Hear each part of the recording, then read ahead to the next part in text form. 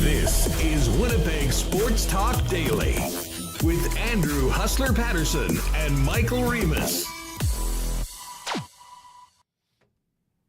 Hey, what's going on, gang? Welcome to another edition of Winnipeg Sports Talk Daily. Andrew Paterson, Michael Remis with you.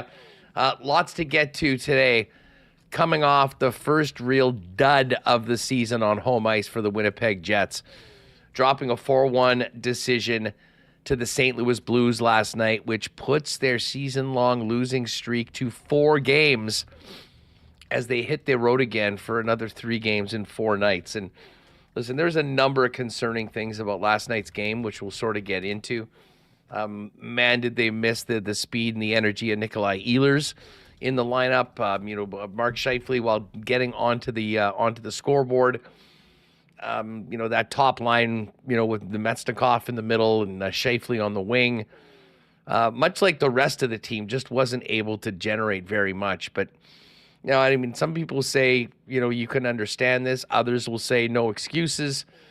There just was not a lot of energy with the team last night. And we've talked about kind of some poor first periods in the past. I think the first period actually was the much better period for the Winnipeg Jets after they just had the ice tilted on them in the second period, being outshot 19-3. And listen, credit to Connor Hellebuck for keeping them in the game up until a period of 4-on-4 hockey late in the second period quickly turned a 0-0 game into a 2-0 game, and the St. Louis Blues never looked back. And listen, the team does look somewhat tired. They look somewhat taxed from the games and the schedule, the road trip that they've just been on. But they got to find a way because Thursday, Saturday, and Sunday, 3 more games, 3 different cities. It's not getting any easier with the exception of maybe the quality of team that they're playing. Of course, Buffalo on Thursday and then back-to-back in Chicago and then back at home against the Columbus Blue Jackets. Important for the Winnipeg Jets to stop the bleeding right now and not let an already lengthy losing streak snowball into something more and give back everything that they earned with that incredible start to the season. We're going to hear from Scott Arniel from postgame, his thoughts on it, and we'll also hear from Mark Scheifele. The other news on Mark Scheifele, which is, I think, really unfortunate for a personal standpoint. I know we'd hoped that there would be some suspense and we'd be able to tune in tonight and watch in real time the Canadian team announced. We know Elliot Friedman and all the Sportsnet insiders with the league have not been leaking it, but that doesn't mean that the TSN guys can't go and sort of spoil the party. Now, I guess they're big J journos. They're just doing their job. But the quote-unquote likely list that was put out by Darren Drager, Pierre LeBrun, and Chris Johnson last night on TSN, pretty sure that is going to be the list. We'll go through it. But the sad news for Mark Scheifele is that he's not on that team. And I certainly thought that with the start that he had to the year, he did enough to be on that team, but not selected. Ironically, the guy that potentially is taking Scheifele's spot as sort of a bubble guy or the 13th forward is Winnipeg's Seth Jarvis with the Carolina Hurricanes. So we'll get to that coming up as well. We're going to have Marty Biron on the program. Always love talking to Marty. We'll kind of bounce back and forth between the Jets and Sabres and, of course, Team Canada. Sabres, by the way, got off to a great start against the Avalanche last night. Up 4-0 after 1. Up 4-1 after 2. And gave up 4 straight in the third period. And the Avalanche come back to win. It was a big night for everyone, not the Jets in the Central. The Blues gained ground in the head-to-head matchup. The Wild win and are now by themselves in first place. And the Avalanche keep chipping away. So you knew it wasn't going to be just a cruise control for the entire regular season. And we're now seeing this market correction happen a little bit more. The Jets will be going into Buffalo to play a very pissed-off Sabres team after what happened on Thursday. So we'll touch on all that with Marty Biron. We'll get Murat Ates' thoughts on the recent play of the Winnipeg Jets and how this can get turned around moving forward. And then with the announcement right at the end of the show yesterday that Buck Pierce is the new head coach of the BC Lions. Sounds like Ted Gavaya is going to Hamilton. Justin Dunk's going to jump on with us, and we'll talk to Dunk about the big news around the Canadian Football League and, of course, how it affects, in particular, the 5-time defending Western Division champs, the Winnipeg Blue Bombers. So all of that coming up just before we bring in Michael Remis. Welcome to everybody in chat. Great to have you with us. Shout out to the podcast listeners. By the way, subscribe to the YouTube channel if you haven't already. Click that subscribe button. And a huge thanks to the sponsors that make the show happen every day. Princess Auto, Coolbet Canada, Rollies Transfer, Manitoba Battery, fansfirst.ca, Canadian Club, Wallace & Wallace, F Apparel, the Winnipeg Jets, Little Brown Jug, Royal Sports, Boston Pizza, and we will get to a why not question of the day for Not Autocorp over at Waverly and McGillivray. Remo, what's going on? I'm just perusing over Team Canada rosters, right? Isn't that what we're here to talk about today? Canada rosters, Sweden, Finland, I think 130. Those are out. Team USA. The CFL offseason, man, is it crazy? Buck Pearson announced as head coach right after we finished the show. Everything but the Jets' 4-game losing streak that I mentioned. Just a lifeless performance last night in front of the home fans at Canada Life Center. And, just more like the Kings game than the last two of the previous road trip. The first period, they were still in it, but, just like that at 4-on-4. Score 2 goals within a minute, and the game, 2 goals just felt very far. Not a lot of energy, not a lot of speed, and, the schedule, we've talked a lot about it. First game back after a long road trip, that seems to be what the stereotype certainly looked like it last night on a Tuesday, but it's not getting easier going out and then coming back and then playing every second night until Christmas. Yeah, they're going to have to find their way out of it. And listen, credit to them for winning all those games early on in the season that gave them a little bit of a cushion. But, I liken it, if you go to the casino and in the first 20 minutes you hit like a nice win, the one thing that you don't want to do is spend the rest of the night just giving it back. And this last week has felt like they've just sort of been giving it back a little bit. I don't have a lot of bad to say about the Vegas and the Dallas games on the weekend. Those were really tight. You'd like to at least get those to overtime. But, last night was an absolute dud, as was the Kings game last week, which started this entire road trip and, losing streak. And as you mentioned, lifeless at times, just dead. There was a real lack of energy. I don't think that the team didn't come to play. It wasn't like they weren't trying. It's just that when you get sometimes into some of those ruts, you can try as hard as you want. It's just not happening. And last night, that was the case, Reem. The team was up 8-6 in the first period, and I thought, it wasn't like, the St. Louis Blues. Frankly, I thought the Blues were not good at all in the first period. They had 12 giveaways in the first period alone. But I think it speaks to the Jets' just lack of execution that they weren't able to do more with that.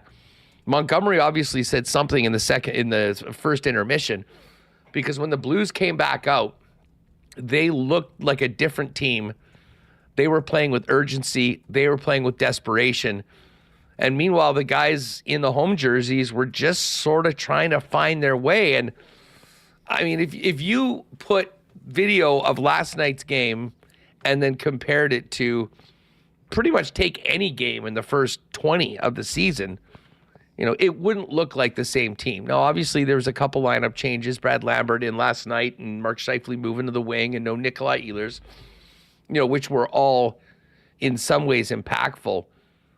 But the measuring stick for me with this team, Reem, is the Adam Lowry line, the fourth line. And even though those guys were giving it their all as always, I mean, everything looked off last night, even for the most reliable and consistent players on the team. The one guy that did step up, as always, was Connor Hellebuck. I thought he absolutely kept the team in the game. But it just was, that was not the Jets' night. And the big question I have, Remis, going into tomorrow against the Buffalo Sabres, is how do you stop this, and who on this team is going to step up and, try and pull the team out of this slump right now that they're in for the first time in what's been a great season so far? Yeah, you're waiting to see something, anything from the top line. Missing Nikolai Ehlers and Dylan Samberg. I mean, that hurts, but Samberg, he's going to be out for a while, so you have to figure out how you're going to get over that. Nikolai Ehlers, you're hopeful he's going to come back. What was it, next week? That's what Arneal said yesterday, but got to find some way to get some speed. They said after trying to make too many cute plays, at a certain point, you just have to get the puck on net. You mentioned first period was solid, but outshot 19-3 in the second period. That's really tough. And you said, the 4-on-4 where you think the Jets are going to be pretty good, you're not skating and you get taken advantage of by 2 quick goals by St. Louis. Scoring has been the problem. 1 goal in 4 of their last 6. That's not going to get it done. And just the chances were not there, at 5-on-5 yesterday. And again, they didn't have it. And that wasn't, if you look at that game, that's not the Jets team that they're capable of more. And Scott Arneal said after, we'll play the clip, he's seeing guys make mental mistakes that they weren't making in the beginning of the season. And you don't want to harp on the schedule, but it has been a bit of a grind. And I think you're seeing that with these performances here tonight and the one against the Kings. But this is pro hockey. You got to get your head out of your ass and figure out how you're going to step up against the Sabres and Columbus, because you got some winnable games coming up. Yeah, don't forget the Blackhawks, too. I mean, that's the one thing. We've talked about how insane that this schedule has been up until now. Well, for a team that looked like they had absolutely no energy and were in neutral, they got to crank it up a few gears, because, Remo, today they're traveling. Tomorrow they're in Buffalo. Saturday they're in Chicago. And they're right back here against the Columbus Blue Jackets, who have been earning their points and making people earn their wins against them, so far this season. I'm sure you look at the teams going, hey, you should be able to beat those guys. But you have to go out and do it. And I will just say this, if the team looks like it did last night against the St. Louis Blues, you're not beating very many teams in the NHL. So they're definitely going to need to be better. And hopefully get things going again in the top 6, and just back to those most reliable guys on the team, that bottom 6, get it going tomorrow against the Buffalo Sabres. And as I mentioned, Buffalo blowing that 4-0 first period lead to Colorado, going to be in an ornery mood. We'll hear from Scott Arneal and Mark Scheifele in just a minute. You mentioned, Reem, Team Canada. Right off the bat, it doesn't look like Mark Scheifele is going to get the opportunity, and I'm sure that's going to be a bitter pill for him to swallow, considering the season that he's had, and I'm sure how important this was to him. It does look like good news for Josh Morrissey, though, as he is reportedly, according to the insiders, he is on the likely Canada roster, which is going to be released later on today. Yeah, this is a graphic. Overdrive tweeted this one, the projected roster. This is like when Woj would tip off the NBA draft picks, where he's like, yeah, the Miami Heat are really leaning towards this pick, or they're very focused on this selection. And I mean, I don't know what they thought was going to happen when the rosters were submitted on Sunday and they were going to release it on Wednesday. I'm sure Sportsnet would have loved to release it on Monday on the national show, but they sold that package to Amazon, so they wanted to wait until Wednesday. So then you have Elliot on his podcast saying, I can't say anything, and the TSN guys are, they don't have any skin in that game, so they're trying to do their own job and figure out who's on the roster. So here it is. We won't have much suspense tonight. I know I was happy to see Josh Morrissey on. That's awesome. You'll have one Winnipeg Jets player. No Mark Scheifele. You can't say you're too surprised that you look at the way they constructed this fourth line, Huss, with Sam Bennett, Anthony Cirelli, and Travis Konechny. I mean, that is a grinder of a line, but also guys that have skill. And, they're looking at Team USA. They have Matthew Tkachuk. They have Brady Tkachuk. They need to find an answer for those guys. And Sam Bennett, a guy who won a cup, Cirelli Cup champion, and, hard to play against Konechny. That's a really nice line. And I think Hagel, Point Stone, that's a pretty solid third line as well. So they have some skill. This isn't going out and surprising everyone picking Rob Zaminer instead of Mark Messier. Here, I will say Seth Jarvis, he's had a couple great seasons. He's playing on the top line, top power play on a top team, and he's a young player. So, maybe he'll be a guy who they look for at the Olympics. So, this interesting team. The goalies, Binnington and Aiden Hill, I don't think that was a surprise. And Hill shut out the Edmonton Oilers last night. Sam Montembeault is the third goalie. He's had some good games. Wild pick. I thought Logan Thompson was kind of a lock for that with his play, but maybe they wanted, this third goalie hasn't really played for Team Canada in the last couple of years, and maybe they wanted a guy who could, be a bench warmer. They had to placate the Canadians because if they weren't taking Nick Suzuki, they need to have some guy on the team to keep the province of Quebec into it. So they threw him a bone, I guess. Put it this way: if Sam Montembeault plays a minute in this tournament, it's going to be bad news for Canada. Like the fact that they were even in that situation to begin with, hard to wrap your head around how that would happen. But after that brilliant 47 save performance in the first game of the season against the Leafs, very average so far this year. But Aiden Hill, Jordan Binnington will be the guys moving forward. And then, of course, Josh Morrissey looks like he's going to be paired up with Colton Parayko. You got the teammates, the Taves Makar, Theodore Pietrangelo, and then Josh Morrissey and Colton Parayko, and of course Manitoba's Travis Sanheim, the seventh defenseman. And there is a little bit of irony. I mean, Mark Scheifele is so connected with the city of Winnipeg. First ever Jet draft pick, lifetime Winnipeg Jet, in all likelihood will finish his career here. Losing out on a spot in the top 13 to Winnipeg native Seth Jarvis. So certainly there's a lot of happy people in the city about Jarvis getting the opportunity to represent the country. Mark Stone as well. So certainly some Manitoba content. But for Jet fans, only Josh Morrissey. And listen, I think there is a bit of a silver lining. As much as I think this was a motivator for Mark and something that was really important to him personally, getting a cup, particularly looking the way he's playing right now and whatever he's dealing with, I don't think 2.5 weeks off in the middle of the season might not be a really good thing for a guy that the Jets need a lot from. We're going to talk more about this as we get through the program. Of course, everything will be official tonight. Swedish roster just came out. We'll touch on that a little bit later on. But let's get to last night's game. It was, I was in the building, Section 206 last night. You could heard some of the grumbling, just in and around, just waiting for things to get going. And then the conversations in the concourse after the second period where the Jets were outshot 19-3 were about as you would imagine. Scott Arniel didn't love his team's game last night, which goes without saying. Here's what he had to say about the loss last night coming off the road against the St. Louis Blues. I like the first period. The second period we got cute. We missed assignments on the 4-on-4 twice, but the second period it was just we were trying to play cute hockey. We were trying to make highlight reel plays. We weren't just playing north-south and forcing them to defend like we did in the first. And obviously they scored those 2 goals, but they spent pretty much the whole period in our end of the rink.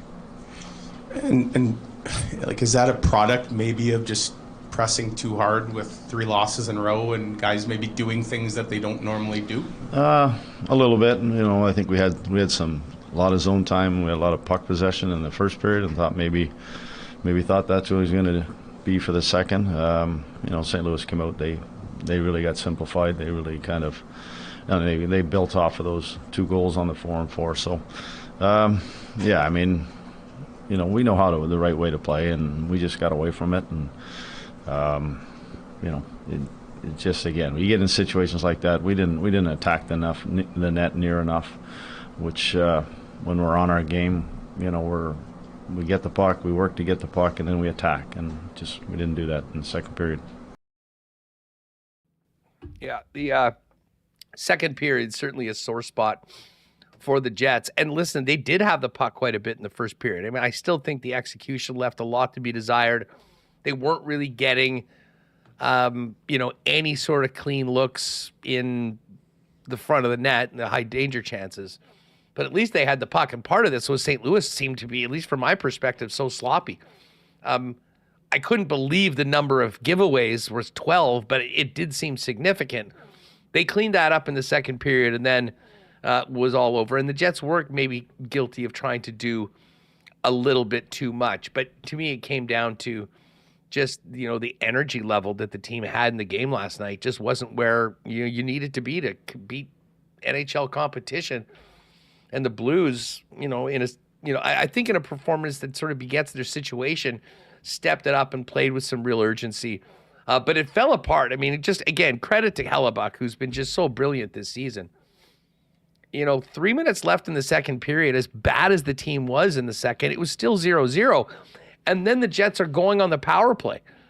Now, 4 seconds into that power play, Velarde gets tagged with interference, and you go to 4-on-4.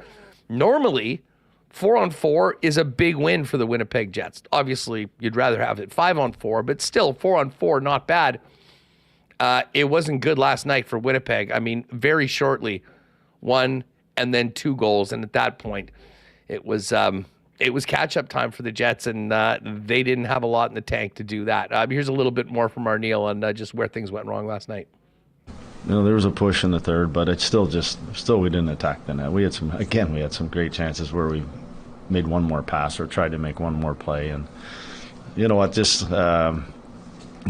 got to find. We go into Buffalo, we just got to simplify how we play. It's just right now, and this we knew it was going to swing. We had a lot of good fortune here long before these 4 games, and it swung the other way. Now it's as a group sticking together and making sure that we go out and do what we do best, and that's defend first and play a simple game. All right, so Scott Arneal on last night's game. Now, you mentioned, they have to get a win, end the streak, and start getting back in the right direction. Here's Arnie on the team's approach going into Buffalo and moving forward after losing 4 straight and for the first time all season long, not seeing themselves at the top of the Central Division after the Wild won last night in OT. We don't look where we're sitting. We look at sort of, like we talked about when we beat teams, it was the next opponent and moving on. I mean, we do our video. We look at things. We'll look at things that happen in this game tonight. We'll go back over that and, just continue to, get guys to realize that, there's certain ways that we need to do things to have success. And, it just, we'll talk about it, but we can't dwell on it. But at the end of the day, we need to be better as a group, and that's the biggest thing. Is that we won all those games as a team, and we're not. This isn't going to change here. These games everybody's had a little bit of fault at some of these losses, and now it's just a case of us sticking together and going on the next game on the road here and trying to find a way to win that hockey game. All right, so there's Scott Arneal. We'll have a little bit more from Coach as well as Mark Scheifele later on. Looks like the Team USA roster's coming out right now from Frank Saravelli, so we can touch on all that. But Marty Biron's going to join us in just a minute, so we'll first get to Marty and then continue our talk about what happened and what didn't happen last night at Canada Life Center. Hey, really fired up, and we're going to kind of officially launch this tomorrow. Dustin Stewart from Hockey Manitoba is going to join us. But we're going to be working with Hockey Manitoba and Hockey Canada to help promote their massive World Junior Championship Ultimate 50-50 draw, which is the first ever national 50-50. All 10 provinces and 1 territory are participating. We'll have this period from now up until the 26th for the first draw, another one on between the 26th and the 31st, and then the medal round. And each province will be holding their own draws. So when you buy tickets for this event, the majority of that money is going to stay right here in Manitoba to be invested into grassroots programming in Manitoba, and all that money is going to be used to assist with additional programming aimed to provide development opportunities for athletes at the grassroots level and assist with initiatives based on growing the game in non-traditional hockey markets. So join us tomorrow. We'll kick that off. You can find out more at hockeymanitoba.ca. Get a link and get it set up for all that. Listen, a huge thanks to our friends at Rolly's Transfer for their support of Winnipeg Sports Talk. Family owned and operated for over 60 years as the most trusted name in moving in the province. Of course, with their extensive logistics business, they're all over the city and province on a daily basis, which means flexible routes, flexible timing, and great prices on your next move. Get over to Rollies.com. Top right corner, you can request an estimate. Pop in WST in the promo code, by the way, for a special discount on moving services and moving supplies. And then let them know when and where you're moving and what needs to be moved. And the friendly staff from Rollies will get back to you right away with a great quote and get you prepared for your next move. And of course, give all your belongings the white glove treatment as only Rollies can. For your next move, make it Rollies, the most trusted name in moving in Manitoba. Find out more, request an estimate today over at Rollies.com. It is not very nice outside today. The sun did come up after the loss last night, but man, it's cold and it is absolutely freezing outside, which means you might need to be thinking about our friends at Manitoba Battery for a gift that matters this year. They've got the 1,000 amp booster sets for $139.99, 25-foot cables for $65. And of course, maybe you want to think about yourself as well, guys, with that flashing fishing, ice fishing light that can help you get through the winter, or maybe a new battery for that sled for the winter as well. Manitoba Battery is the best prices in town on batteries, 12 months a year, beating the pants off the big box stores. But now's the time to maybe help your loved ones avoid an ugly situation in the winter by giving a gift that matters right now. Manitoba Battery. Find out more at manitobabattery.com or check them out online, manitobabattery.com, or pop by one of their 2 locations in Winnipeg, Logan Avenue, and of course, Dovercourt Drive, free delivery citywide with any purchase over $60. And as we bring in Marty Biron, huge sale at for Black Friday is finished up at F Apparel. Now we move into the push to Christmas. And free money? How about yes, please? Think about an F Apparel gift card right now, because when you purchase a gift card of $100 or more, an additional 15% will be added to the card value, making the best deals on the best custom clothing for men in town even better. Every $100 gift card you purchase, F will add 15%, whether it's for a loved one or your next custom piece. This is a deal you don't want to miss. Find out more, F Apparel, EPHapparel.com, or pop down and see them in person and grab those gift cards in time for Christmas at 190 Smith Street downtown. All right, we got a lot to talk about with our next guest. As ugly as the Jets game was against the St. Louis Blues, maybe an even more frustrating and maddening loss for the team that we're going to see on Thursday in the Buffalo Sabres. And who better talk Sabres with than our guy, Marty Biron. Marty, thanks so much for doing this. How are you?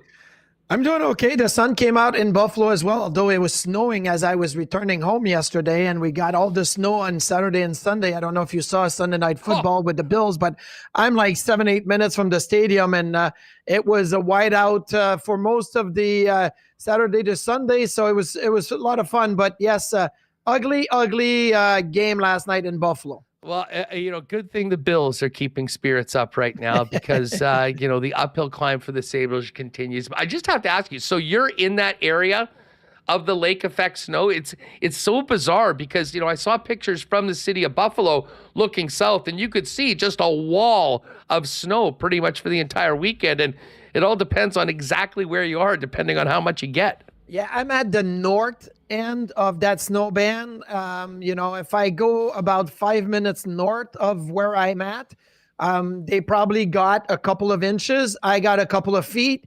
And then if you go another 15 minutes south, which is going up in the hills, and there's a couple of ski, smaller ski resorts or whatnot. And then an hour south, there's a bigger one. They probably got 2.5, 3 feet. So it's right at that snow band, Lake Erie. It comes across, and especially because it's still so warm, that's what's happening. Let me ask you about lost my camera. Let me replug that. Okay, no worries. While you're doing that, the Jets obviously have had this great start, but they're giving a few back right now.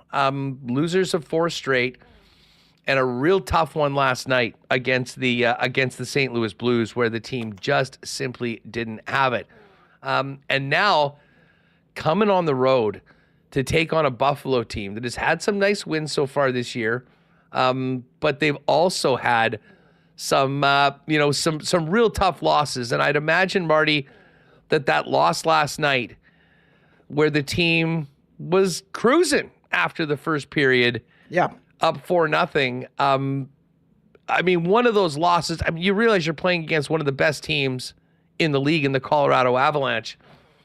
But that's a game you feel you have after 20 minutes when you're up 4-0. Yeah, and listen, we're going to do it on this camera. I'm going to move my my laptop over. I've got like a couple of different setups here in Buffalo in my basement, and I might as well just go with the flow here. And that's something the Sabres didn't go with the flow last night. They were up 4-0, and you opened the door a little bit for the Colorado Avalanche to take over, and all of a sudden, boom, it's Nathan McKinnon, it's Mikko Rantanen. It's Kel McCarr didn't factor in at any points, but still had an impact. But so, Buffalo, the fans were a little upset last night because they're saying, okay, you need to make a trade. You need to sit players down. You need to fire people. I get it, but I go back to being a player and saying, as a player, this is on the players. When you don't, play the same way that you did in the first period, or the same way that you did in the West Coast trip, where you won 3 games, LA, San Jose, Anaheim, you won all 3. You were 3rd in the Atlantic Division, and then all of a sudden you kind of take a step back and you sit back against Colorado when you're up 4-0.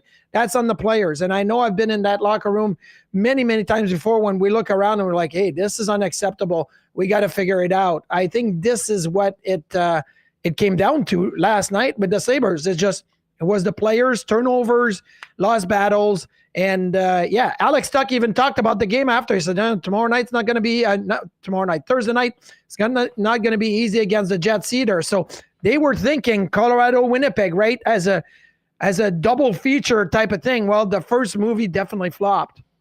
Well, it sets up such an interesting game tomorrow night, Marty, because listen, the Jets made history winning 15 of their first 16 games, were and have been the number 1 team in the league for the entire season up until this last week. And, they had one real dud against the LA Kings, and then 2 real tough games.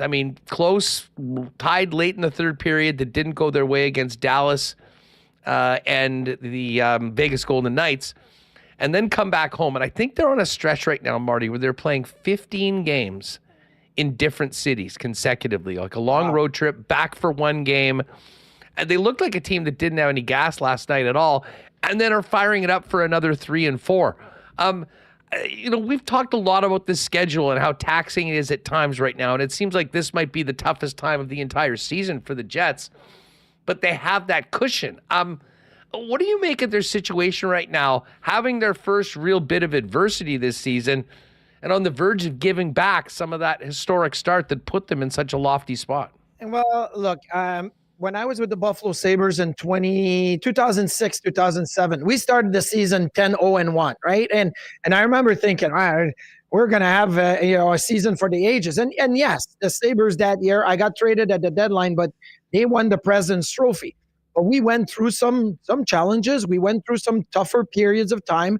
We went through some injuries. Some players got cold, and all of a sudden you have 3 or 4 guys at the same time that are cooling off. I look at the Jets, like defensively, they give up 4, an empty net, and another game at 4. Like they're not giving up 6 and 7, and it doesn't look to me like they are failing the game defensively. They're failing the game offensively right now.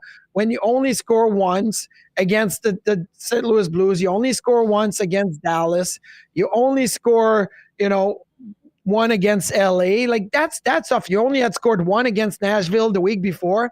That's where I think it's failing. And the identity of the Jets, if I see it the right way, is that they're always going to start defensively being strong.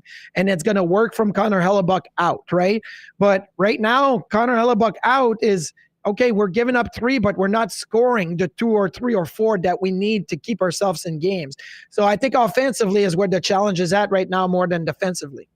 You've got a lot of experience with Scott Arniel. I mean, both in Buffalo and the Rangers. I mean, listen, give us kind of, this guy well. I mean, it's such a great start beyond what everyone has expected, but now you've lost 4 games in a row. You're heading back out to turn it around. You're trying to get it turned around in a building, in a city that, he knows very well. But, thoughts on the challenge for Arnie in his second crack as a head coach, dealing with the incredible highs of the early season with increased expectations and now your first kind of extended skid?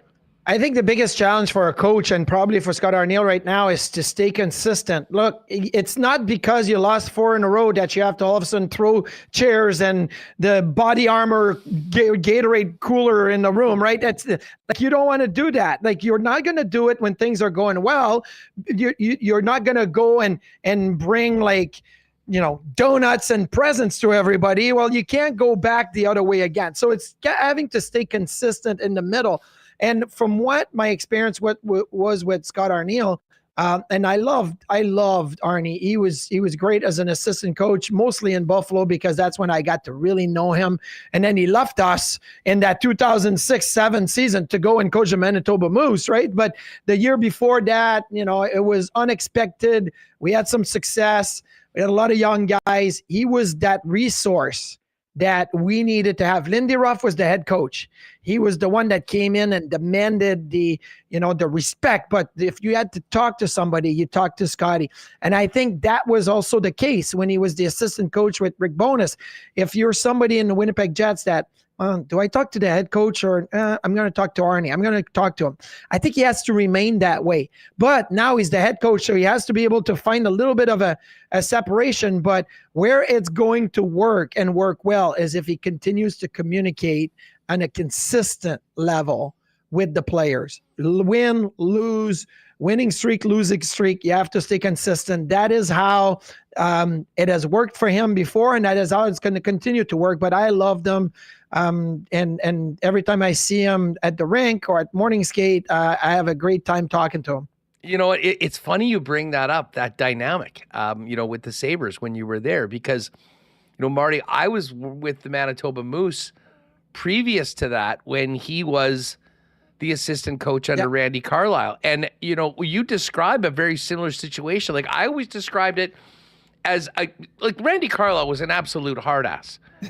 And would get on guys and would let you know exactly how he felt. And in some ways, Arnie was always the good cop to the bad cop of Randy Carlyle. And it sort of sounds like that was a similar dynamic when you were in Buffalo. It was a little bit. James Patrick was also an assistant, and we all loved Jeep. He was awesome. Brian McCutcheon was another assistant. Cutchy was the head coach in Rochester for many years. So you had a lot of good cops around the one headmaster bad cop. That was Lindy Ruff. And I think Randy Carlyle was probably the same way. But the game's changed now. And even a guy like Lindy Ruff, now coaching in Buffalo, has to change his approach, the way that he talks to players, the way that he communicates, the way that he handles, on ice or off ice issues that will arise during the season. So that's why I think more of the coaches now have gone towards the good cop, the guy that just sit down, the door is always open. Man, I never wanted to go into John Tortorella or John Stevens in Philadelphia or Lindy Ruff in Buffalo's office. Like, I didn't want to. If you got called in there, it was bad. Now you can. The door's open. And I think that's why a lot of assistant coaches have had success now carrying over into like Spencer Carberry, assistant coach in Toronto, assistant coach comes in Washington, does a great job. Why? Because he has that open door communication policy that works now with this, this group of athletes. And I think Scott Arniel understands that. And that's why he had a great start to the season. That's why I believe the Jets are fine. They'll get it figured out. It'll be interesting to see how they respond to Buffalo and how Buffalo responds to them tomorrow night. But I think Arnie is going to be just fine. Yeah, as far as tomorrow night's game goes, I mean, you've got a Jets team that's on a 4-game skid, and Buffalo coming off of that great road trip, as you mentioned, kind of giving it right back with 4 straight losses. I mean, a tough 1-0 loss to the Wild, a 4-3 to the Canucks, shut out by the Islanders, and then what happened last night. It is a fascinating matchup of a team in Winnipeg that's going to be desperate to kind of move off of this and get in the win column. But for Buffalo, I mean, they don't have the cushion, if you will, of an incredible start. And every single time it seems like they take a step forward and put them in a good position, they're just not able to sustain it, Marty. It has been like that all year. So the start of the season was tough. They started in Prague, a couple of games against the Devils. They lost both. They came home. They played a really solid game against the LA Kings, lost. Then they beat the Florida Panthers. But then they won 3, lost 3. 1-3. Had a 1-game loss, 1-3 again, where you're thinking, okay, now you're third in the Atlantic Division. You're in a playoff spot. And you look at the Eastern Conference, there's a lot of teams in that murky middle. There's only 5 teams, I believe, in the Eastern Conference that are playing better than 3 games over 500. Like, there's not a lot of teams that are separating themselves. Everybody is in that a couple of games over 500, a couple of games under 500. You're 4 points away from being in a playoff spot or being last in the conference. Like, that's how, tight and murky the middle is.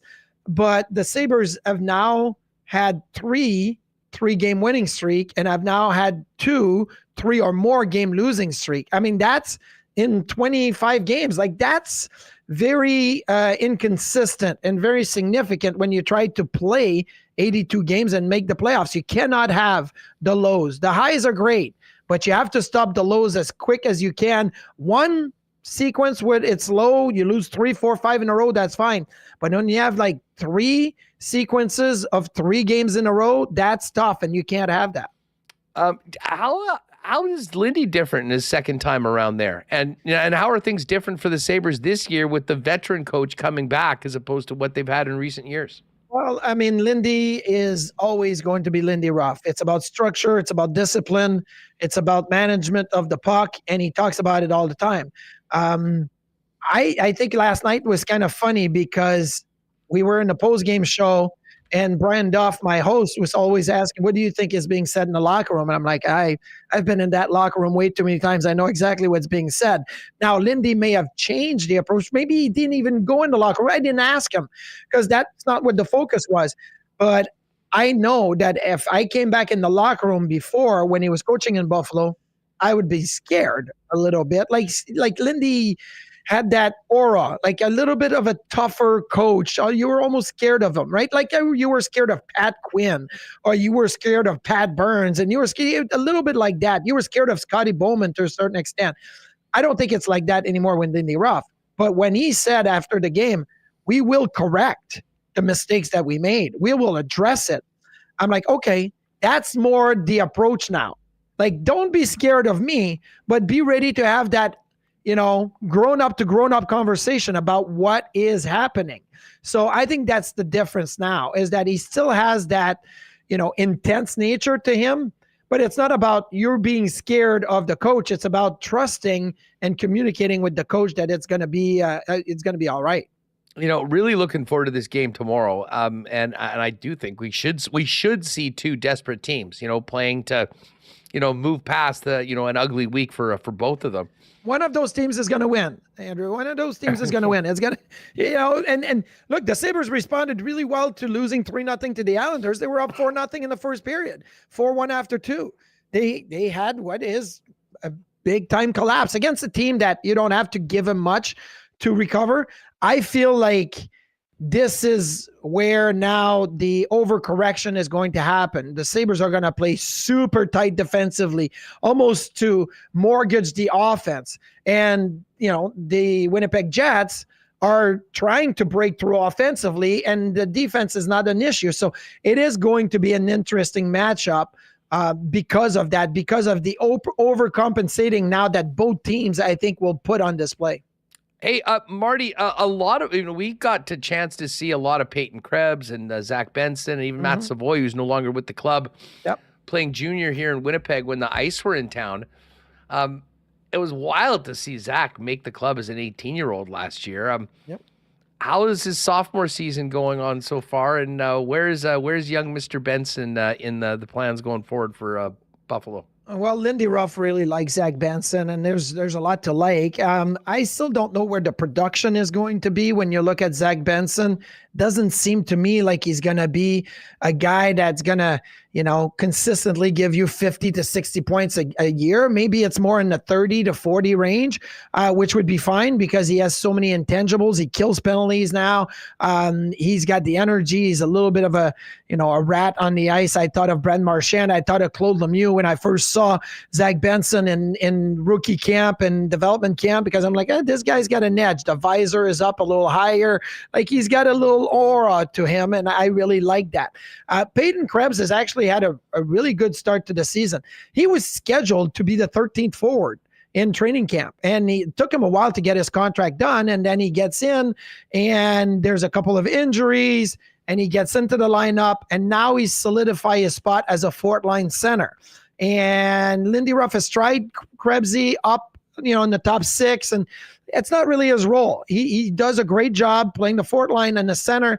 And if you have to shorten the bench and have that defensive, player out there, he'll be out there. But I think this is James Patrick, who coached, that team in Winnipeg, that junior team. He talks about the NHL will put you in your place.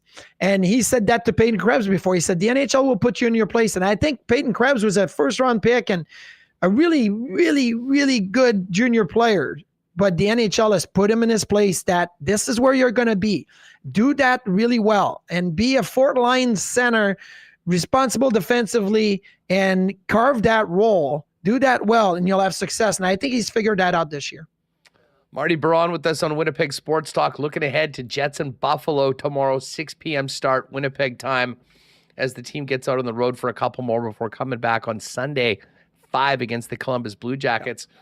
Marty, I know it's all going to be made official tonight, but what was your first reaction when you saw the rumored roster for Team Canada at the Four Nations? Well, I mean, there's a couple of players that I think are probably upset today that maybe they won't get the call. Connor Bedard is one of them. I mean, he's a phenom, but this season hasn't gone as well. And maybe you're thinking for the long haul, right? Give him that experience. Well, he can still make the Olympic team in a year from now, but they're looking at, having more veteran, the Sam Bennett and the Anthony Cirelli and the Travis Konechny and those guys in the lineup. And Mark Scheifele, really, I don't understand how he's not on that team, how he's not part of this tournament. He is one of the best players, especially this year at the start of the season. He's big, he's strong, he can play any position, any role. So I think that's another one that when it comes and is made official, is not on the list, I'll be disappointed for him, because I think he's earned a spot on that team. Well, and a guy Scheif's age, his entire generation really has missed out the opportunity to play in best on best. And, the chances are not going to be getting better as you go into the future. And I certainly thought he put his best foot forward and was probably deserving of a spot right now. But, they sometimes are looking for different players. And that is, I think, a big reason why that fourth line looks the way that it is. And it sort of does go into Hockey Canada team building 101. They're not picking all the most talented offensive players. They are looking for roles. I think that's a big reason why Seth Jarvis, who kind of can do both, was the 13th forward. But I'm with you on a little bit of an oversight for Mark Scheifele. Tage Thompson has been a guy that I think a lot of people expected to be an impact player with Team USA. He's rumored not to be in. I mean, is fair or foul on Tage? Because we have seen him at the height of his game. He certainly can play with anybody in this league. Well, I mean, I can't say that it's foul because you look at the middle of the ice for Team USA, and it is pretty stacked, right? You start with Austin Matthews. You have Jack Eichel. You probably have Dylan Larkin in there. You probably have Jack Hughes in the middle. Like, there's a lot of players in the middle of the ice that can make it.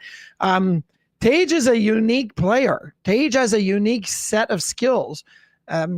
The injury, he missed 5 games. That may have affected it because he was leading the league in goals. He had 11 goals when they played the Montreal Canadiens. That was tops in the league. There was like 4 or 5 guys tied at 11, and then he got hurt. So maybe he fell out of favor in that way. Cole Caulfield is another one that is expected not to be named, and they may have gone a little bit more veteran-like. And those two probably are on the team next year when it goes to the Olympics and with Team USA. But this year maybe it was a little bit early. But I'll be intrigued to see. I know it's starting to filter in now on social media, right?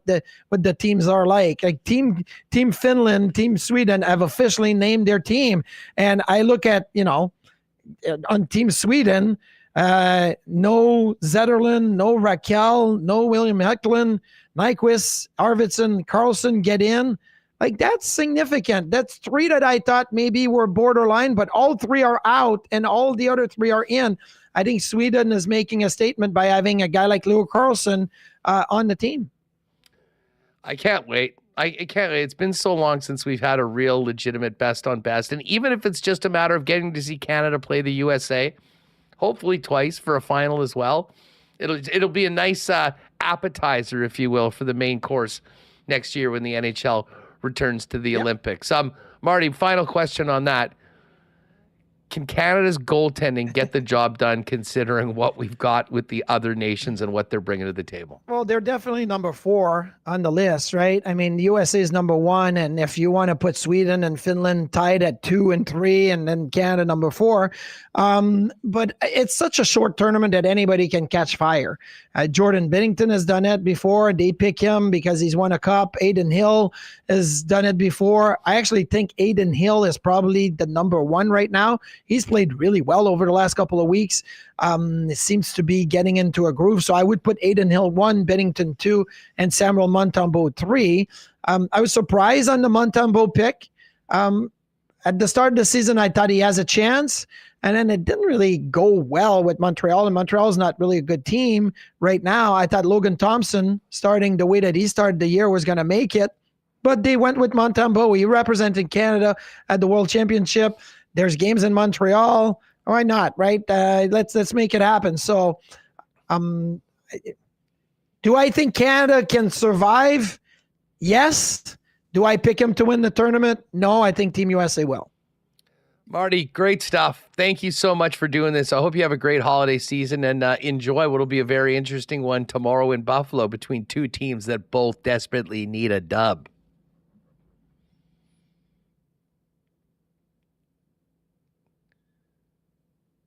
I think you muted yourself, Marty. I've hit so many buttons. That's the problem. There you go. With my thing. I'm back.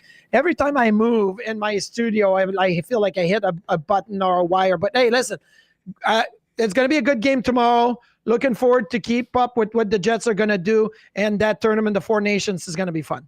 Thanks for doing this, pal. Hopefully we can do it again sometime soon. Appreciate you.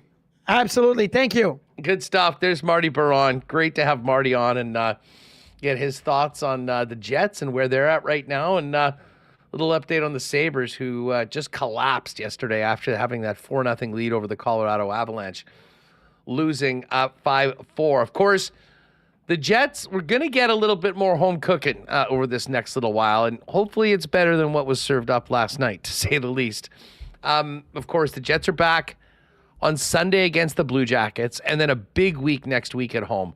Boston Bruins Tuesday, Vegas Golden Knights Thursday, and then a Saturday night game against the Montreal Canadiens. And, of course, the following week is the 21st, Saturday night, Minnesota Wild. Our next WST game of the month which will also in some ways be our WST holiday party. Would love to have you guys out there as the Jets look to sweep the season series against the Wild. And the way things look for the first time this year, they might be still playing catch up with the Wild in that game. So it'll be a huge one. Man, we're 2-0 so far this season as a group, looking to make it 3-0. Section 316, what you're going to want to do is go into the description in this video, or just simply, if you're listening to the podcast, put in winnipegjets.com/WST. You'll get a link. Grab your tickets for the game on Saturday, December 21st, and join us as we ring in the holidays in a big Saturday night tilt with the Minnesota Wild.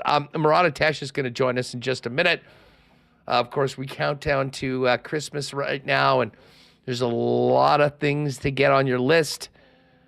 Tell you what, if you've got someone that likes projects, tools, working, you can take care of it all with one trip to Princess Auto.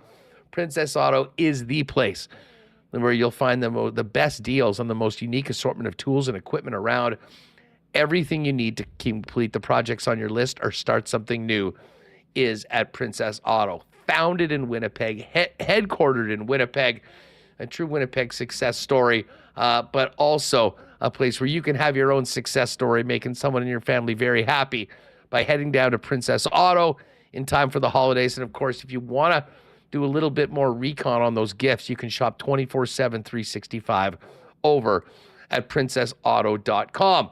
One other thing that you can pick up on that list, not necessarily a Princess Auto, and take care of the whiskey lover in your circle or on your list, is a trip to Manitoba Liquor Marts and get your hands on the remaining quantities of the second drop of the limited edition invitation series, the Canadian Club 18-year-old high proof, just back from the World Spirits competition where it won a gold medal. The Great Taste of Canadian Club, aged longer at a higher proof than the normal. As I said, an award-winning whiskey, perfect for entertaining, perfect for enjoying yourself, and a great gift for the whiskey lover on your list. But get it while it's here, because when it's gone, it's gone.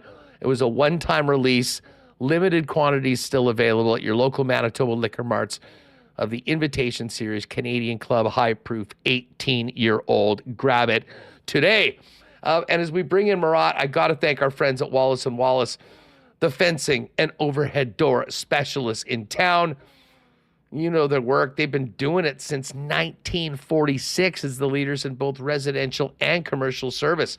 If your property needs the security and protection of a new fence, they've got you covered, whether it's vinyl, ornamental, welded wire, chain link, or wood fences. And if you need a new garage door heading into 2025, make sure to talk to Wallace & Wallace, because they've got the largest selection of overhead garage doors, one that will perfectly match your home and add value to it as well. Give them a call, 452-2700. The Wallace & Wallace team will arrange a time to come out and give you a free estimate. You can also visit them at wallacefences.com or pop down to their showroom on Louse and Crescent off of Kenniston. All right, let's welcome in our pal Murat Ates from The Athletic for the latest on the Winnipeg Jets. Murat, what's going on? Welcome back. You had to re-acclimatize yourself to the fact that we do live in Winnipeg and winter is here. Yeah, I have definitely. The daily walk to the coffee shop is a little bit more blustery than I've been used to of late. I've been facing my first real test of adversity on the way to the writing shops, and I'd say the Winnipeg wind and all that is fine. I mean, realistically, this is completely fine for December, but yeah, I'll admit a little bit of wimpiness all of a sudden. Well, it's funny that we kind of compare that to the Jets, because they, much like our weather through most of November, I mean, everything was going so great. I mean, the team couldn't lose. They're at the top of the standings. Much like winter was inevitable, it was inevitable that this team was going to hit a bit of a hiccup, and we are right now in the middle of that. 4 straight losses, but all losses not created equal. That one, though, an absolute all-caps dud last night, coming back off this extended road trip. Where did things go so wrong for the Jets last night? I mean, sometime towards the end of the first and into the second period, I would say. Like I'm not I'm not thinking that the Jets, dominated or, came out with a hot start or anything to that effect. But you can look at the first period for signs of things that you might like. I particularly thought the Perfetti, Lambert, and Velarde line had some things going very early in the game. Perfetti knocked down like one puck per shift, stuffing breakouts, and then Lambert's speed was really quite evident, and he was a bright spot in transition. I mean, he was coming back low, he was picking up pucks from the defense, and he was flying up the ice. There was one chance that they had. I don't think it was a shot on goal in the end, but it was a chance at a chance when Perfetti put an area pass for Lambert, and then there was a rush with Velarde involved as well. Lots of nice things for one line, for one period. And then in the second period, things got slow, things got disjointed. Transition offense wasn't there for Winnipeg. Transition defense wasn't there for Winnipeg. It's kind of been the hallmarks of what's hurt them on that road trip, continue to hurt them in their single game homestand. Just not moving up and down the ice with the pace and precision that they used to. Yeah, listen, I'm going to give some credit to the Blues. And I don't know what Jim Montgomery said in between the first and second period, but whatever it was, it seemed to work. I mean, that team came out far more focused and far more effective. I don't know if you noticed that they had 12 giveaways in the first period.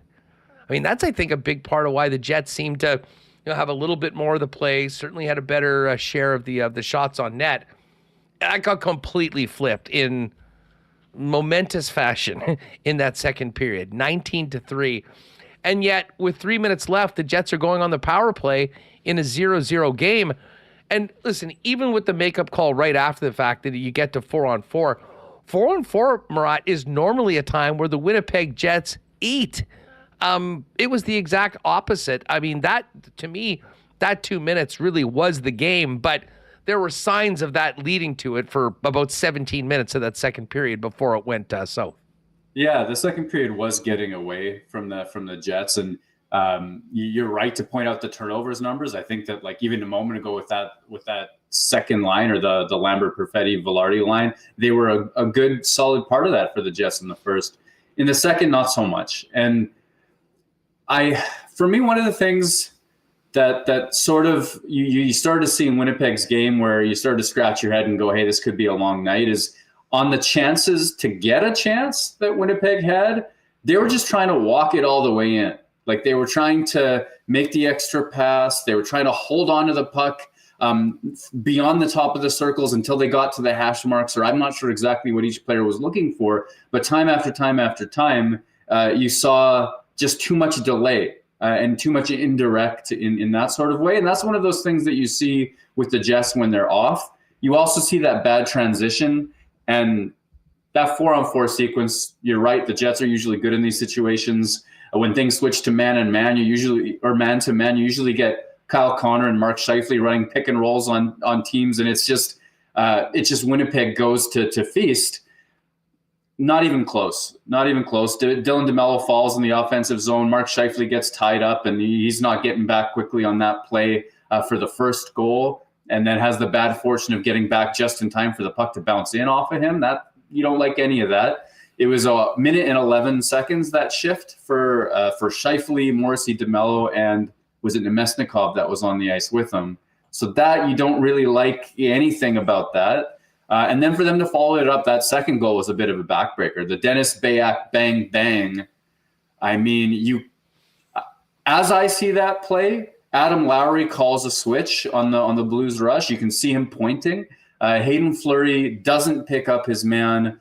I can't remember who the goal scorer was already somehow. Was it Dylan Holloway? Dylan Holloway, yeah. So Fleury doesn't pick up Holloway. There's a switch missed. Holloway cuts through Fleury and Pionk. Pionk is there. He should be an available option for help defense, but he's not doing enough to sort of to pick up that Fleury's missed. And it just looks like an awful goal. I'm sure momentum-wise, if you're a Winnipeg Jet, just looking to claw at something after having already lost 3 in a row, after already struggling, a moment like that has got to be an awful emotional turning point.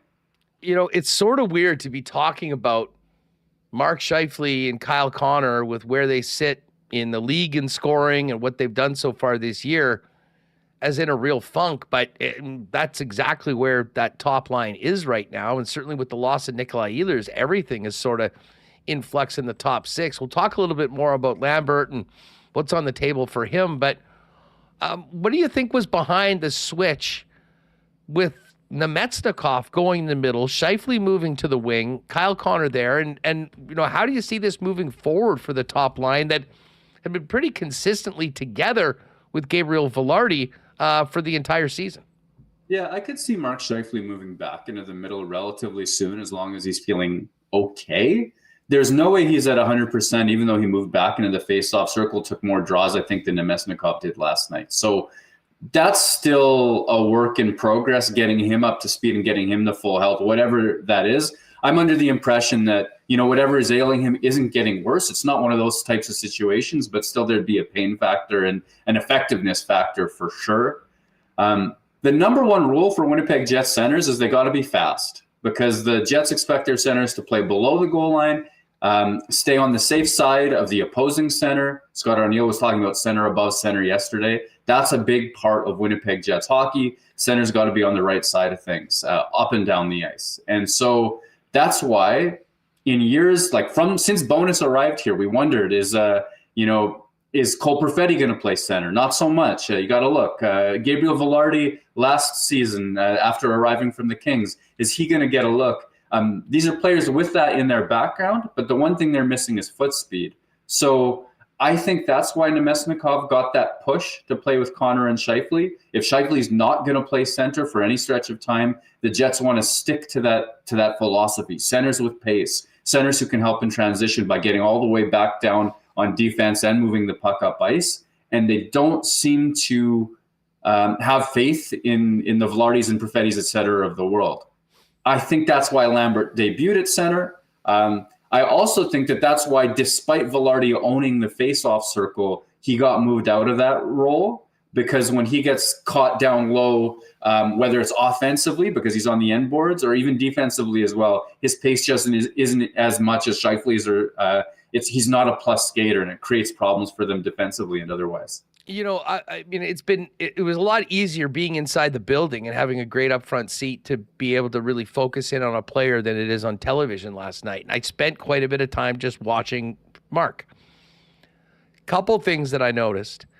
The amount of time that he's skating with only his left hand on his stick is far more than anything that we've seen before. We did see him get back into the faceoff circle last night. But Murat, even the goal that he scored, normally Scheifele from that spot is really leaning into a shot, and it just looked different. I mean, he kind of had the stick on and he got it up, but it was very clear to me, at least, that something is different or not right. And, I don't know whether we want to praise him for playing through whatever it is, or wonder if maybe some time away might help it. I mean, there's no way they're putting him out there, to your point, if there's a chance that it gets worse. But it really does seem like something's hampering him right now, and he looks like, a shell of the player that he has been for most of this season so far. Yeah, and I certainly don't have this from Mark Scheifele, and it could be wrong as a result. He's the only one who knows his body. But I'm under the impression that the medical advice is that it's not going to get worse, whatever this is. And okay. I agree with you. There is kind of an awkward posture with that stick, and I've noticed that over the last little while.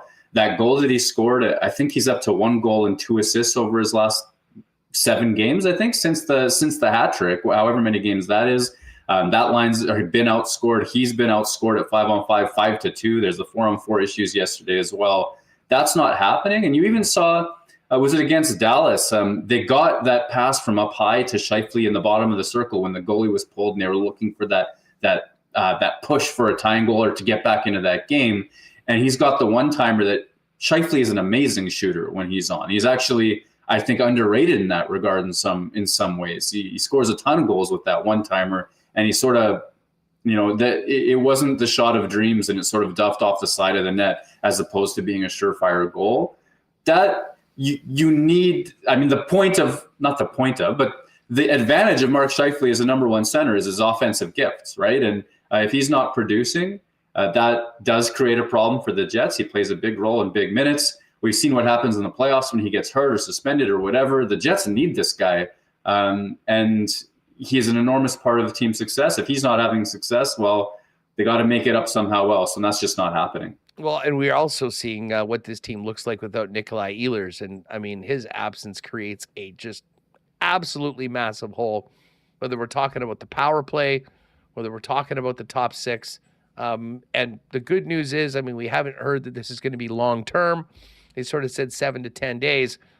But in the short term this week, no Nikolai Ehlers means opportunity for Brad Lambert. You know, it did seem like there were some times where the communication was just off. And listen, not just on that line. I mean, the third and fourth line, some of the most committed and connected players that we've seen in a long time were off in their communication and whatnot last night. But how did you think overall of how Brad performed last night, playing on that line with Velarde and Perfetti in his first real chance of mid-season NHL action?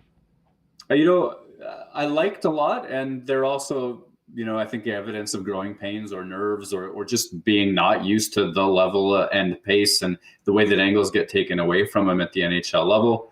Scott Arniel spoke to liking a lot of things, but thinking that maybe away from the puck, there's still going to be just a lot for Lambert to learn. And that's fair, given it's his second NHL game ever. So I think that it's, if you're looking at him as maybe a top six, I want to say, quote unquote, savior or an Ehlers replacement or what have you, and you're expecting that impact this season, that's going to be a work in progress. That's going to take time. If you're looking for signs that he can play at this level, I mean, look no further than his speed. It was evident.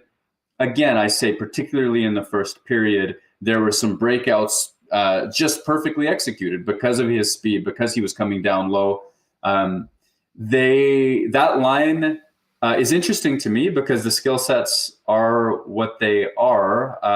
Cole Perfetti's foot speed isn't nearly what Lambert's is, and there were moments where you could tell there's like a little lag behind there, but you could also see Perfetti's reads of Lambert in terms of putting area passes into space for Lambert to skate onto. You saw Perfetti knock a bunch of pucks down. You saw Gabriel Velarde playing on the wall, trying to sort of draw defenders to him before releasing passes into the slot.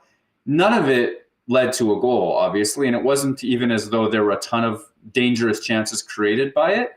I was, though, overall impressed with the level of early chemistry. Wobbles be acknowledged. I thought that it was important, or at least significant, that Scott Arniel in the garbage time of the 4-1 game at the very end with the goalie after the goalie was pulled, after the Blues got their empty netter, well, you saw that line get back out there. And I think that that's partly because where you can read into some of the chemistry that they were building or an opportunity to build more of it.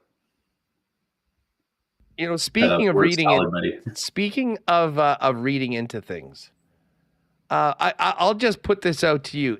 What has been your perspective of the moves in and out on the Jet blue line over the course of this past 4 games? I mean, I guess the one word that I don't think the coach has said is rotation in an official capacity. Like, I don't think I've heard Scott Arniel say, hey, we are going to rotate players in and out because we have a lot of them. I'm like scanning my memory. Can I find it? That's what's happening, right? Like, he's Ville Heinola's biggest fan. Heinola plays 2 games. He comes out of the lineup. Logan Stanley, he has to play in the top 6. He's been in and out of the lineup at times too. Colin Miller, a veteran who I think has been the best of those 3 players, comes out of the lineup semi-regularly. It's been a rotation. By the way, Dylan Coughlin also had, I was impressed by his 1 game that he got into. The Jets are trying to get everybody some amount of play, and that's fine by me. I think that makes sense. I have time for it. I have time for a rotation. I'm not really miffed by that on the Winnipeg Jet third pair.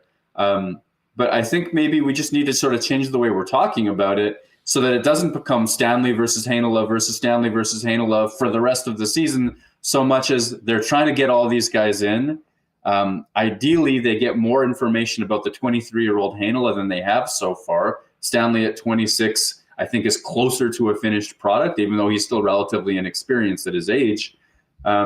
So for me, I don't know, Huss. I think the truth of it is the player versus player hot takes and heated debates frustrate me sometimes. I think a lot of the times the plot gets lost on what each player is capable of. And I was really intrigued by their game last night, where in the first period, each of them, Stanley and Heinola, took turns making pinches that got them caught out of position, and then the other one had to defend an odd man rush. The keep it simple message didn't seem to get through, and then it got a little bit more calm as the game went on. I would love to see that pairing again, because there's just the entertainment value is high to me. And I don't know, maybe I'll get the passion back, but I'm over the rants about how one or the other is ruining the Winnipeg Jets for the season, because I don't think that's the case. Yeah, I mean, we had a laugh yesterday. I mean, anytime we get into this situation, especially in a Canadian market, that sixth defenseman on the third pair is certainly here in Winnipeg has been, a hot topic for a long time. But it is somewhat, I don't even want to say it's a unique situation, because we've kind of seen it before. Logan Stanley will continue to get thrown in there. I mean, even after, you were on with me last week, and I remember what you said after the Kings game. Ville Heinola had no business being one of the best players in the lineup that night for the Jets, and yet those next two games were the ones that he was out. There's going to be some tough decisions on the lineup, I mean, when Dylan Samberg gets back, because Samberg's going to be back into his spot.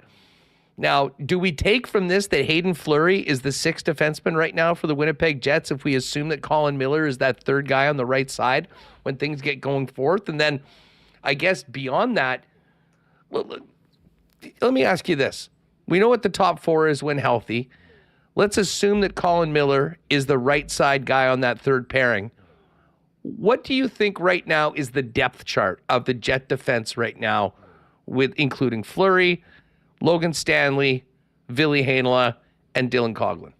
From the Jets' perspective, Josh Morrissey, number one. That's easy. Neil Pionk, number two. I think they see him as the anchor of that second pair. And then you could put Dylan DeMello number three and Dylan Samberg number four when healthy in that group.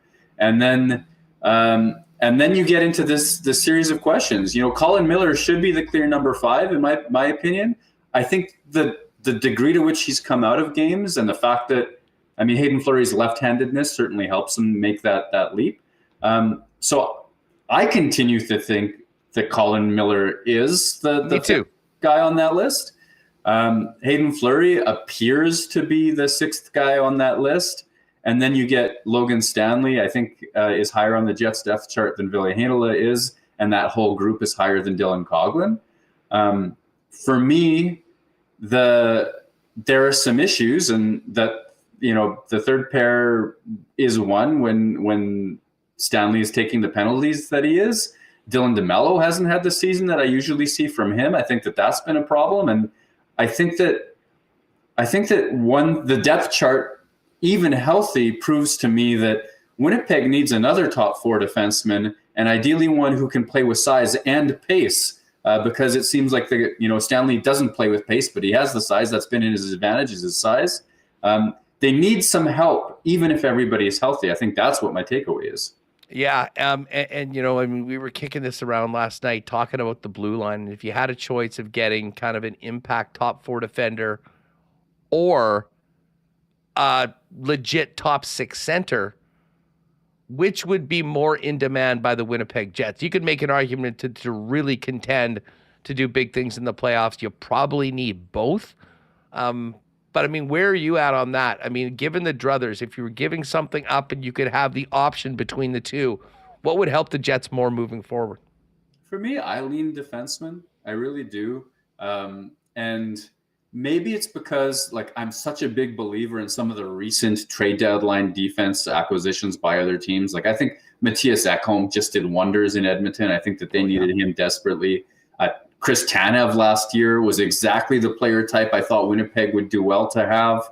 I think we've all believed that they've been in on Jamie Oleksiak in past years, who's the dream version that they might hope Stanley becomes someday, but that's an enormous gap between those two players.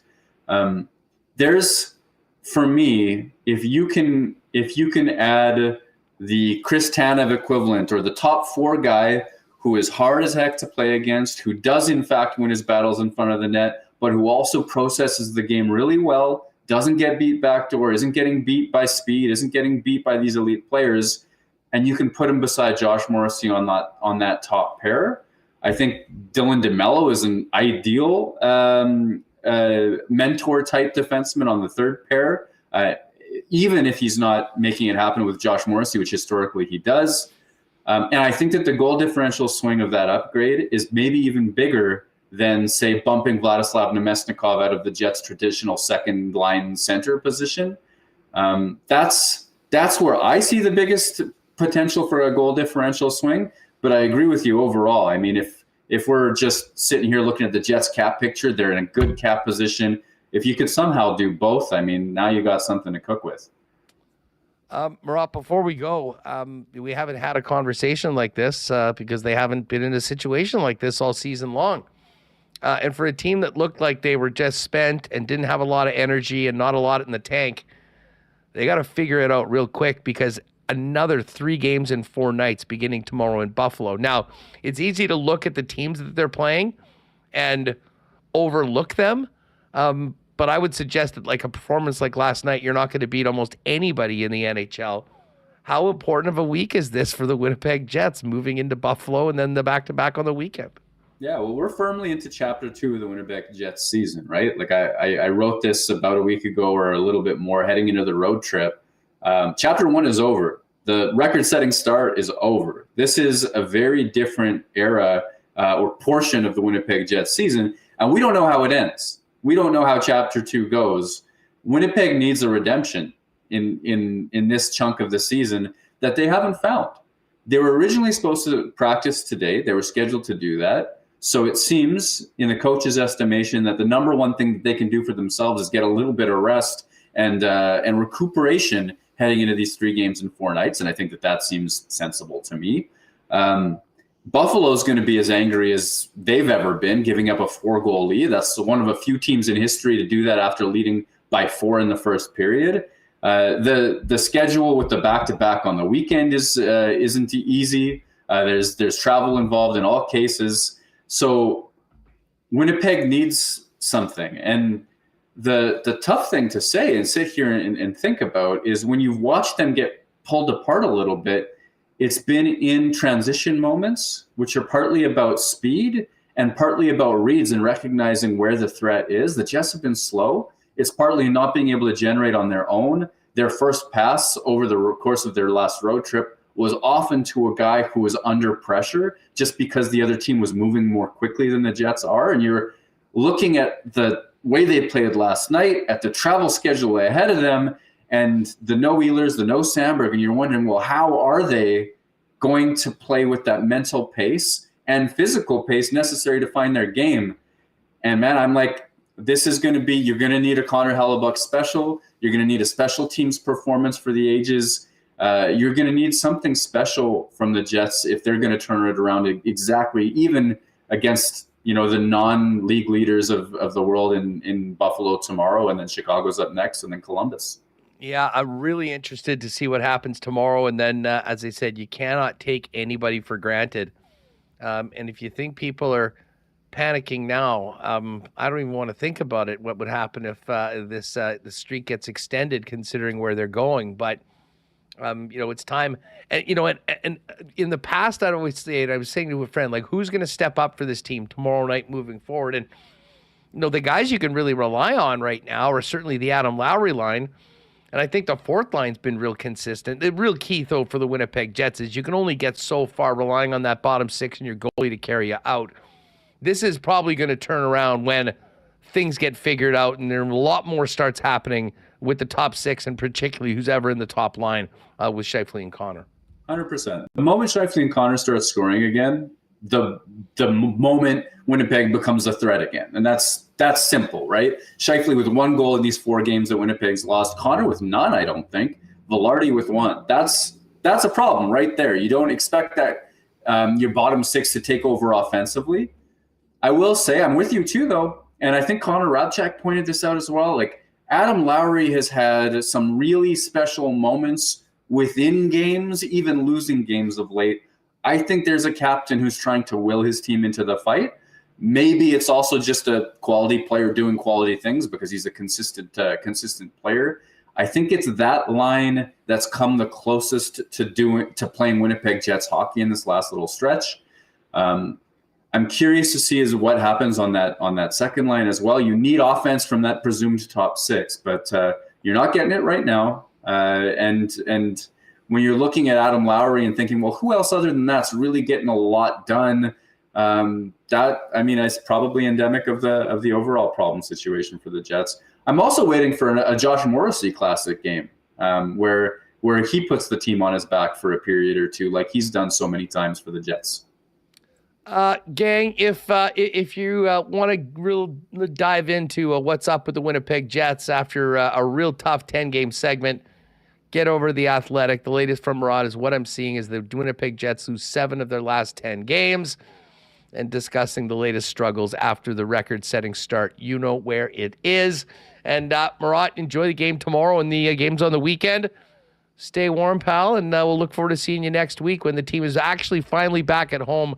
We've got some big teams coming in as this season, pre-Christmas part of the season continues. Yeah, right on. Thanks for having me, Huss. Good stuff. There's Murat Ates. You can give him a follow on X at WPG Murat. And, of course, read his work in the pages of theathletic.com. I guess it is. Is it pages? Page views, I guess. Great stuff and a great sub there. All right, we are going to talk a little CFL in a few minutes, coming up with Justin Dunk. But let's get to fan feedback today for fansfirst.ca. And needless to say, there are many takes. It was a very disappointing game last night. The 3-game losing streak coming off the road. I think there were some people obviously with some concerns, and we kind of went through a number of those with Murat. But they were really magnified last night by the overall just lack of oomph in anything the Winnipeg Jets were doing. It wasn't as fast a game by the Winnipeg Jets. They were doing, as Scott O'Neill mentioned, a few too many things. We're hearing a lot of it. Of course, fan feedback is brought to you by fansfirst.ca, your number one place for buying and selling Winnipeg tickets on the secondary market. The best customer service in town as well for sellers. So if you do have extra tickets for a game, think of Fans First when you're looking to list them. And the bottom line for Fans First, if you're looking for tickets, what you see is what you pay. No fees like you get crushed on other secondary sites, and that's why Fans First has become so popular. Looking at this, Isha Boy is in here. Bruce, putting my own feelings about him aside, in what universe does anyone truly believe Trouba would ever want to return to Winnipeg, LMAO? I'm certainly talking about that big right side defenseman. There certainly would be a spot for Jacob Trouba on this team right now, but I'm sort of with Bruce. I think that ship has sailed. Larry says this team has and still needs grit and nasty on the back and up front. Could have definitely also been a T. Konopali comment. He said that before. And an interesting one here from Natalie. I just want to find this one here. Where are we here? Yes. What are chances Arnie and Chevy are rotating these Lowry D guys to load up to shop some of them around to trade, say 3-for-1, a powerful guy who may cost more. But then who aside from Stanley would you trade? I think there's a lot of guys on the blue line outside of Josh Morrissey that would potentially be available. Just the big question is, are they going to get you what you're looking for? I mean, whether we're talking about a second line center or whether we're talking about a top 4 defenseman, those come with big price tags, and you have to give up something significant to get something significant. And I mean, the idea for the Winnipeg Jets moving forward is to add to this roster, not to completely flip it. Although that could be something that is in the reality in coming up. I mean, I know there's a lot of people talking about loyalty and not trading guys. Listen, hasn't been a lot of trades so far this year, and the ones that have been sort of minor. A lot of times bigger deals, and certainly ones for players and like the attraction that we're talking about, take a long time to make. And sometimes, things need to happen. Other players need to be cleared. There's cap space considerations, which kind of sucks from a fan standpoint because a lot of the fun and excitement of player movement in the National Hockey is really constricted right now, and it is easier said than done. Blake Grist, rest is a weapon. Well, I hope they're getting a lot of rest today as they travel over to Buffalo. And here's one from Matt Jansen. It was a good run, but the warts were bound to show sometime. In my opinion, Josh is a number one. DeMello is at best the least skilled guys on a 3-4 pair. Pionk probably a 5-6 pairing guy on a contender. And that goes back to, if you had a legit top pairing D that you could put together with Josh Morrissey, what does that do to the rest? I still think the way Pionk's playing right now, especially when Sandberg's back, those guys can handle their own as the 2 pairing. And I would love to see, what that security blanket of a Dylan DeMello would do, for instance, a Ville Heinola if they got to play together for a consistent amount. And that might be a really nice looking third pair. But the key is having that other guy that can eat up big minutes, that can play potentially with the Morrissey on the top pair. Great stuff and fan feedback. Keep it coming in the chat. You can always hit us up at Sports Talk WPG on all of our socials. Fan feedback is brought to you by Fans First, by fans, for fans, no fees. Check out the site today at fansfirst.ca. All right, Dunk's coming up right now. Let's give a big cheers to our friends over at Little Brown Jug. Day out, learning new techniques, approaching new concepts, and living out the thrill of achieving your goals. Building a craft beer is no different. While you spend your hours on the ice, we spend ours here, brewing our trademark beer. Again, and again. Here's to pushing the status quo and challenging ourselves to build something memorable. 1919 by Little Brown Jug. Good stuff from Little Brown Jug, and of course you can pick those up at the game as well. Lots of festivities planned at the arena over the next few weeks as the Jets finally finish this extended period away from home and get back for home cooking on Sunday through next week. Speaking of cooking, how about what Boston Pizza has cooking heading into the holidays? Great gift card deal right now. When you buy a $50 Boston Pizza gift card, you'll receive a free $10 bonus card. And if you have a long gift list or need to buy for a company or office, check this out. An additional 10% in gift cards with any purchase on $1,000 or more, which ends up being a 30% bonus to make that money last even longer and help out more people at the holidays with gift cards over $1,000. Also, BP's a great place to have your holiday party. You can try the new holiday menu in the dining room, have a casual party in their sports bar, or have the BP catering team set up and serve at your office. And by the way, check out that new holiday menu. Spicy shrimp fettuccine on it as well. And my personal favorite, the rib and wing duo, available at your local Boston Pizza. Get there early tomorrow and get your pick a player contest. And for the Buffalo game, best place to be watching the Jets when they're on the road is your local Boston Pizza. And hey, shout out to Royal Sports. Holidays are here. You got a long list to take care of for Christmas. One trip to Royal Sports and you can take care of every sports fan in the family. Whether you're looking for Winnipeg Jets merchandise, exclusive Winnipeg Blue Bomber gear, NFL, National Hockey League, Major League Baseball, NBA, international soccer, Royal Sports has the biggest selection of fan gear you will find anywhere. And also the massive hockey superstore, whether it's new skates, sticks, any sort of equipment, all the way down to skate sharpening sticks and pucks. Royal has it. And don't forget all the cool stuff on the Kings skate, snow, and surf side at Royal Sports as well. What you're going to want to do is follow them on Instagram at Royal Sports Winnipeg for the latest merchandise drops, sale information, great holiday gift ideas, and get your butt down to 750 Pembina Highway and take care of that Christmas shopping for all the sports fans on your list at Royal Sports. All right. I'm going to put this out to the chat right now before I ask Justin Dunk this, but our why not question of the day for Not Autocorp at Waverly and McGillivray is this. With Buck Pierce moving on to BC, who would you like to see as the new offensive coordinator for the Winnipeg Blue Bombers? And who do you think may have the inside track on that? I'll put that to you in the chat while we welcome in Justin Dunk to talk about Buck going to BC and all the big stories around the CFL offseason. Dunk, what's going on? How are you? Dude, just trying to keep up with all this stuff that's going on in the Canadian Football League. You know, it's been a very newsworthy week, especially in the West. We'll talk about what's happened in Calgary and in Edmonton in a minute. But the big news yesterday as we were doing the show, it sounds like Buck Pierce is finally getting that chance to be a head coach in the Canadian Football League, moving over to the BC Lions to be their new head coach.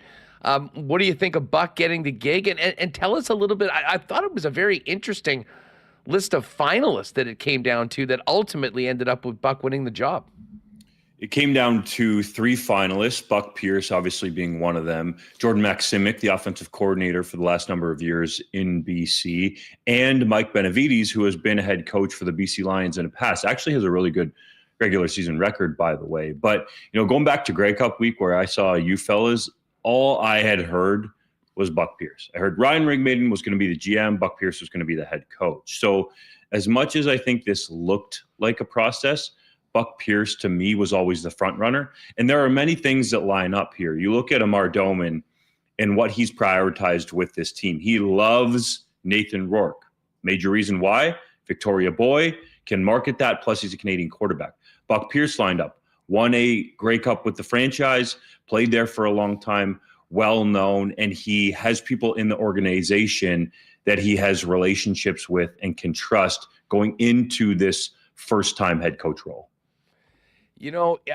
Buck was obviously up for the job last year in Saskatchewan, and depending on who you talk to, didn't get it, pulled himself out of it.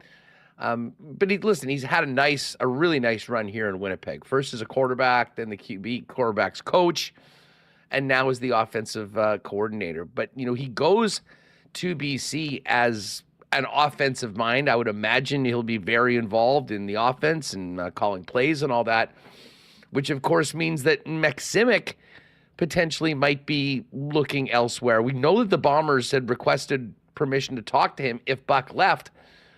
Tell us about Maksimic and what do you think the chances are that there's sort of a switcheroo and he ends up here in Winnipeg? I think there's a low chance of that happening because Jordan Maksimic is a St. Albert, Alberta native. I didn't want to say St. Alberta, Alberta native. So I got it right. St. Albert, Alberta native. And it would make a lot of sense for him to join Mark Killam there with the green and gold, because what Chris Morris is trying to do there is get the best quality, but also line it up with history or ties to the franchise there, as Killam does. So I could see Maksimic now going to Edmonton as their offensive coordinator. As it relates to the Bombers' now vacant offensive coordinator position, the name that I've heard that's the real key here for Winnipeg and BC, by the way, is Kevin Burgoyne, who has been with the Bombers under Buck Pierce, has learned there. I think that there's a potential for him to have first right of refusal. And if you look at Michael Shea's past, right, look at Jordan Younger. He likes to promote from within because he knows those guys the best. He's been with them arguably the longest, and he doesn't have to link up with somebody that he's never coached with. He's never coached with Jordan Maksimic, for example. I'm not saying that he wouldn't go that way, but based on what I've heard, Kevin Burgoyne is the real key here. If he goes to BC to be the offensive coordinator under Buck Pierce, and I've heard that Buck Pierce wants to, quote, float as a head coach, not necessarily be a coordinator, then that could create this domino effect where, okay, now you're going to have to get your list out in terms of who are your next priorities as an offensive coordinator for the Blue Bombers outside of Kevin Burgoyne. It's funny that you mentioned Burgoyne and just the thought of hiring from within, because you're right, that has been a Blue Bomber pattern and a staple throughout, this era, and even dating back, before O'Shea. Often you'd see that sort of some internal hiring, which is not, unique to the Bombers in the Canadian Football League. Just with Buck leaving and Mike O'Shea being kind of a more special teams defense-oriented coach, this does leave a big, big hole. And, there's going to be a lot on the shoulders of who takes over this operation, especially considering the shortcomings last year at times with the Bomber offense and the way things ended up in the most important game of the year. You're right. It's a big spot to fill, but I think that Zach Collaros being there helps, right? Because he's seen defenses in this league and just about anything that they can throw at him. Yeah, he didn't play great in the Grey Cup, but I think part of that was due to that sliced finger. I think with Collaros there, that can help an offensive coordinator coming in. And there's no doubt that Mike O'Shea, probably won't say it publicly, but is going to want to have at least Collaros be okay, if not even more, sign off perhaps on the new offensive coordinator. Just makes sense, right? You have a guy going into a 2025 season as a veteran quarterback where you have a home Grey Cup. You want him to feel as comfortable as possible with whoever that new offensive coordinator is. And I'll throw out one name. Let's say hypothetically Kevin Burgoyne goes to BC as Buck Pierce's offensive coordinator.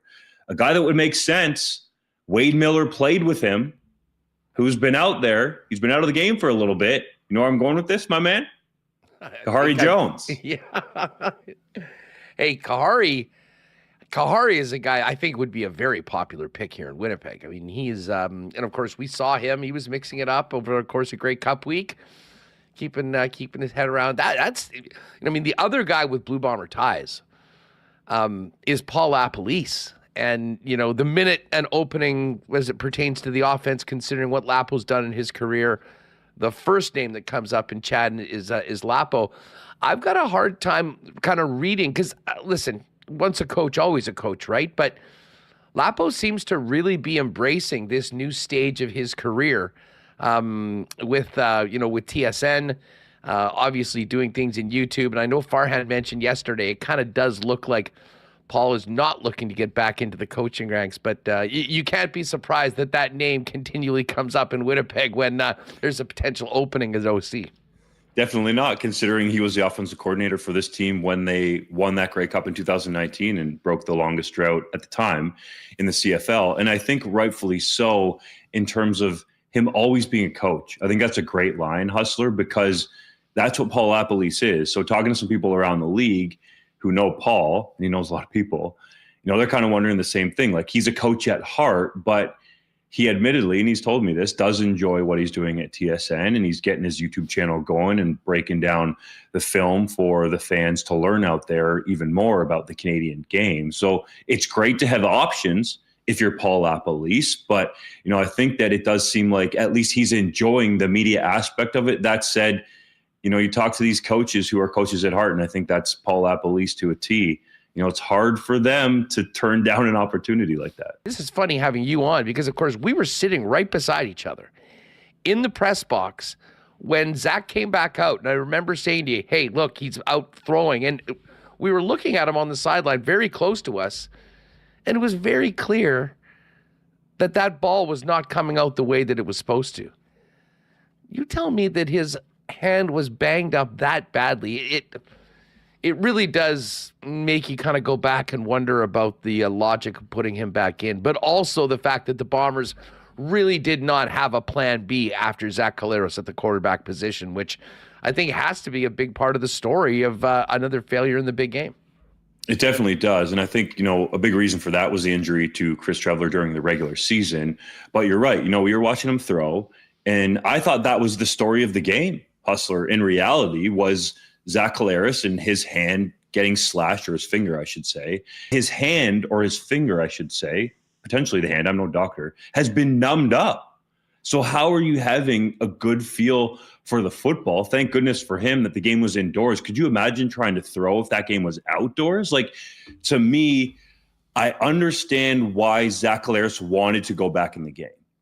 But as a coach, I think sometimes you have to save players from themselves. And as much as you say there wasn't a backup plan there, a fully healthy Terry Jones throwing the football in that situation, for as good as Zach Collaros can be and as tough as he can be, I think Terry Jones is the guy in that situation because he can throw it properly. Terry Wilson, excuse me. Yeah, well, listen, to be honest, even Dolegala, not that he'd done anything, but he'd been there before. At a certain point, you need to be able to execute what you're trying to do, and it was very clear that at that point, although the other reason I bring up, a backup quarterback and a good option after Zach was, we can't ignore the fact that he'd only completed 6 passes up until that point in the game.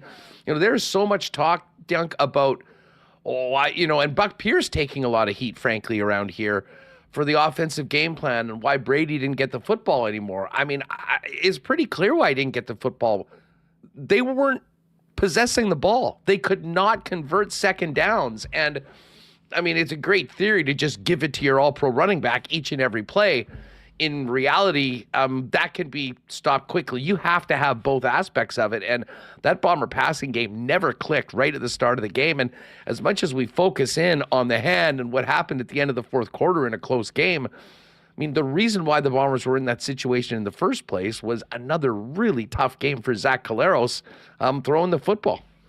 That's right. And I thought that tough going for the offense kind of got going when Zach Collaros tried to force a corner ball in there, and Benji Franklin made a super athletic interception. Like, that was unbelievable. But at that time, Hustler, I believe the Bombers were up 7-3.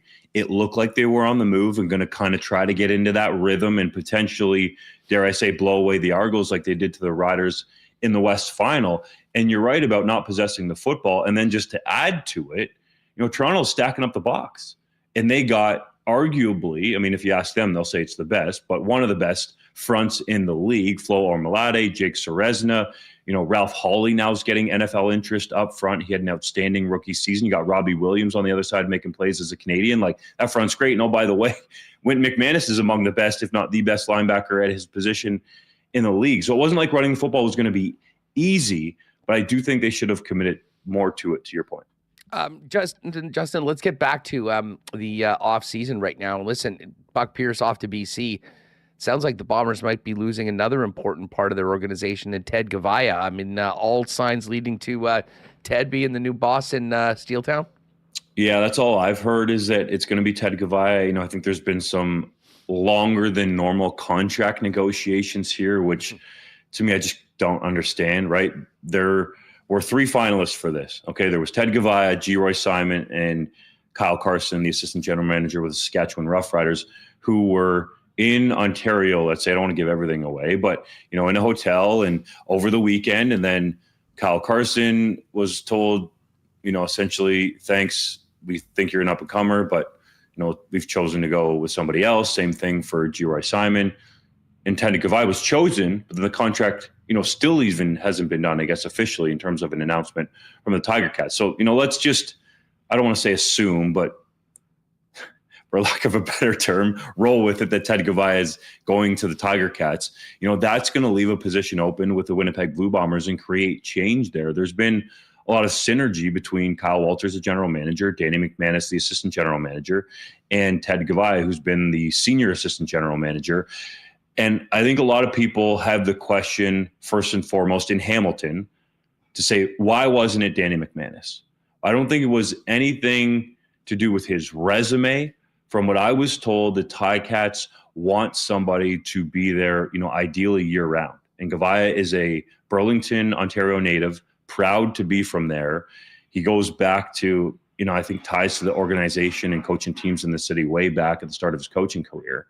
And then you consider the fact that, Danny McManus, likes to live in Florida, and he can be kind of a little bit more freer in terms of potentially not having to uproot and change his entire life for this position. I still think he could be a general manager in the future. He's got the resume. So just to deal with that, but the Bombers are now going to have to go out and replace Ted Gavaya, who a lot of people in the league will tell you him leaving is right at the moment potentially going to be irreplaceable. Somebody's going to have to work into that role and potentially super hard to even get to the level that Ted was at. Well, and listen, for a Bomber team that's had so much success, going to the 5 straight Grey Cups, they've also had an incredible amount of continuity. And that group, both coaching staff for the most part, as well as management, has been more or less intact. And, this will be the first time in a while we've seen 2 big losses, one on the coaching side with Buck Pierce, and now likely with Ted Gavaya going to Hamilton. Away from the Bombers for a minute, I got to ask you about what's happened in Edmonton. Were you surprised that Killam ended up going from the unemployment line after getting let go by the Stamps all the way to the head coach of the other team in Alberta? When you think about it like that, it does seem surprising, but I was not surprised. I feel like this was a long time coming for Mark Killam, and I felt like, even though everybody was saying Rick Campbell, which I heard too during Grey Cup week, that once the interview process started, if it was a real, actual process, that Mark Kilam would have a chance to come out on top. Because I think he was going to interview well. He was going to show that passion and energy that Ed Hervey talked about that's infectious with his players. And also the wave that Ed Hervey, Chris Morris, and anybody else who can see, essentially I wasn't blind, that was reading social media, could see from his former players really stood out. Like, I don't want to get caught up with recency bias here, but I haven't seen that for any potential head coach in recent memory. Okay, perhaps it's happened in the past. Perhaps there have been, calls going on behind the scenes, and Hervey did reference calling some of Kilam's former players. And let's not forget that, he was an assistant head coach as well. So he has had, a bigger role outside of special teams, and he's undefeated as a head coach. He's 1-0. He's got a way better winning percentage than Rick Campbell, who's under 500. I think Rick Campbell's record's like 82-92 with some ties in there. Okay, so I like that there is some, quote, fresh blood. And, oh, by the way, he's Canadian. And you can tell how much he loves this game. So I love the choice for Edmonton. I like it, yes, due in part to the fact he's Canadian, but mostly because it's fresh, and I think it's been earned. And when you look at the situation in Calgary, I'll refer all of your viewers and listeners, Google 3 Down Nation, Kadeem Carey. And I bet you the first story that's going to pop up is Carey talking to me as the confetti's falling at Grey Cup and talking about Dave Dickinson pointing the finger in Calgary at everybody else except himself. So I think that's what Kilam got caught up in. Now, that's not me saying that Dickinson was pointing the finger at everybody else. That's a former player who feels that way. Yeah. The one thing I'll say, and why I was maybe a little bit surprised they went with and I say less experienced, the guy that hasn't been a head coach, it's just the stakes seem so high with the Elks this year.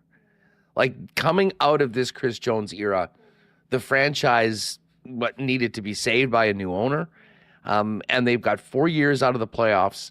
I mean, they have to turn this thing around and regain some of that trust and interest, frankly, from Edmonton fans. And that's why I thought they might go with someone a little bit more experienced. But certainly it seems like Kilam's got a lot of fans and a lot of excitement around it. Where does this leave Rick Campbell?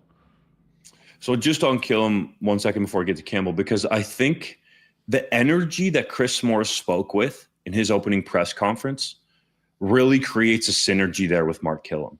And I think if you go to the green and gold fans and you say, look, we have a former Grey Cup champion as our president who is passionate, not just about this team, but about this community. We have Ed Hervey, who has had a home in this community for a long time. And oh, by the way, we have Mark Kilam, who has ties to this franchise, like a guy by the name of Tom Wilkinson, who was at his opening press conference, who went to the University of Alberta over the University of Calgary. Like, there are so many things that line up there. And I think if you just talk about it from an energy perspective, that made sense. As for where it leaves Rick Campbell, well, he's got options because he can sit out if he so chose, because he has the final year to collect on his contract from the BC Lions at a head coach salary, by the way, which will be, I think, a pretty penny. He could potentially be the defensive coordinator in Ottawa. I believe he still has a relationship with Bobby Dice. Those roles would kind of be reversed if he went back there. And the other place that I heard as a potential landing spot could be the Calgary Stampeders as a defensive coordinator, where he's been before. So I think you look at those two spots, they would make sense, but he could also choose to sit out and see what the coaching cycle has to offer in a year from now. Hey, just before we go, speaking of Calgary, you mentioned what Kadeem Carey had to say about Dave Dickinson. They make their big offseason move and get Vernon Adams. Is that enough to turn the fortunes of the Stamps around, who have been going in the wrong direction at an alarmingly high rate for the last few seasons? I don't think it can be just that. And quite frankly, I think the offense needs to be much better, and that's under the purview of Dave Dickinson. There needs to be more playmakers at receiver. Reggie Begelton, we know, perennial 1,000-yard guy, sticky hands, great veteran leader for them.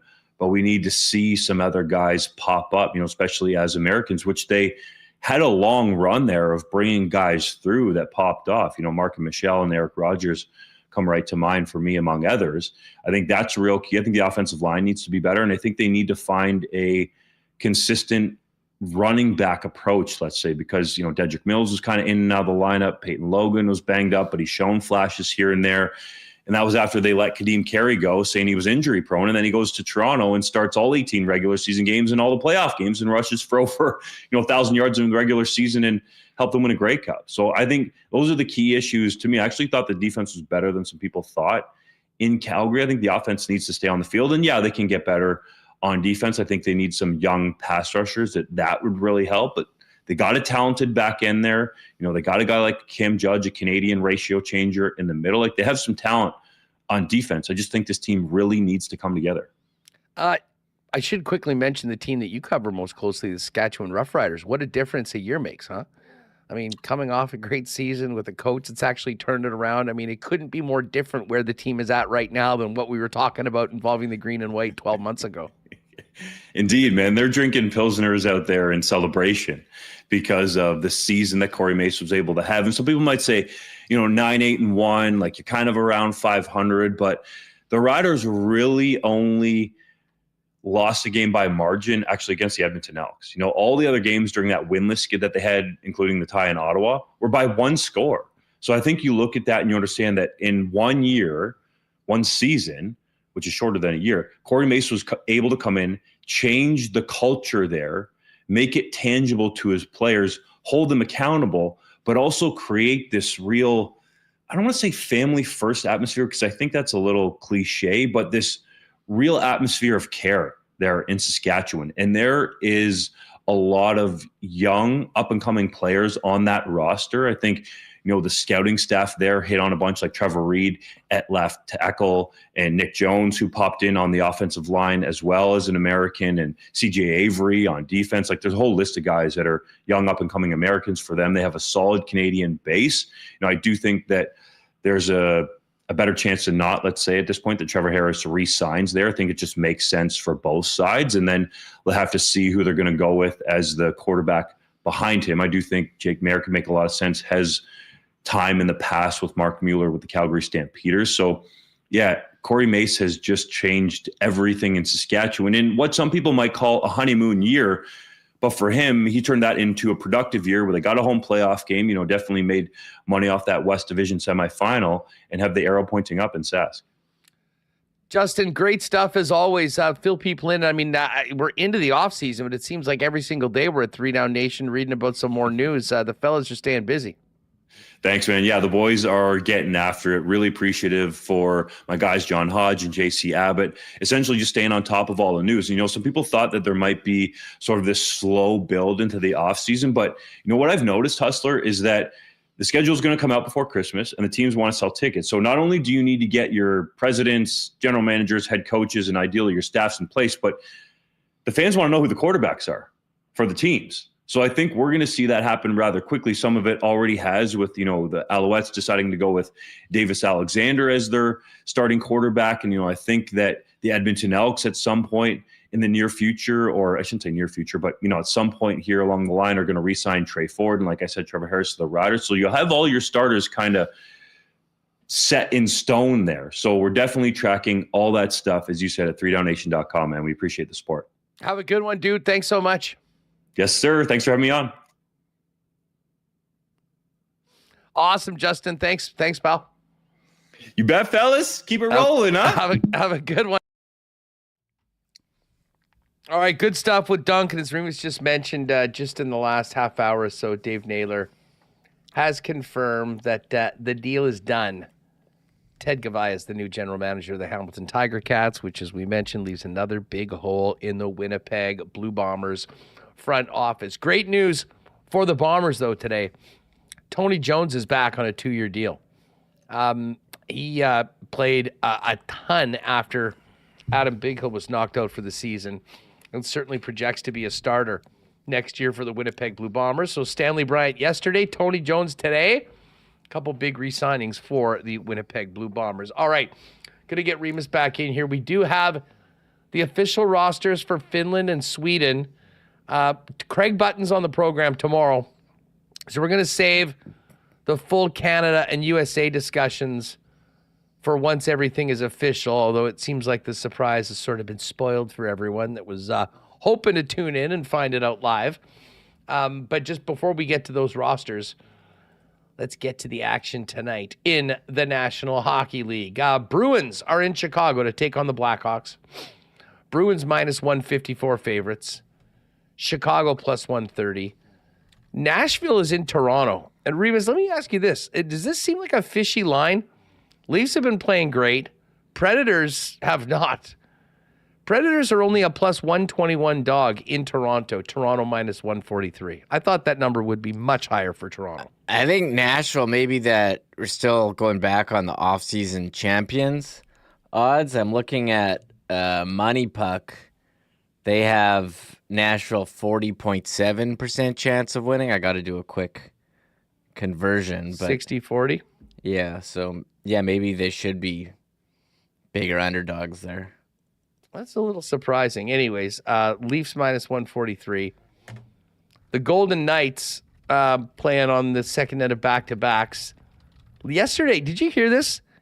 Yesterday, the first NHL game since 1944.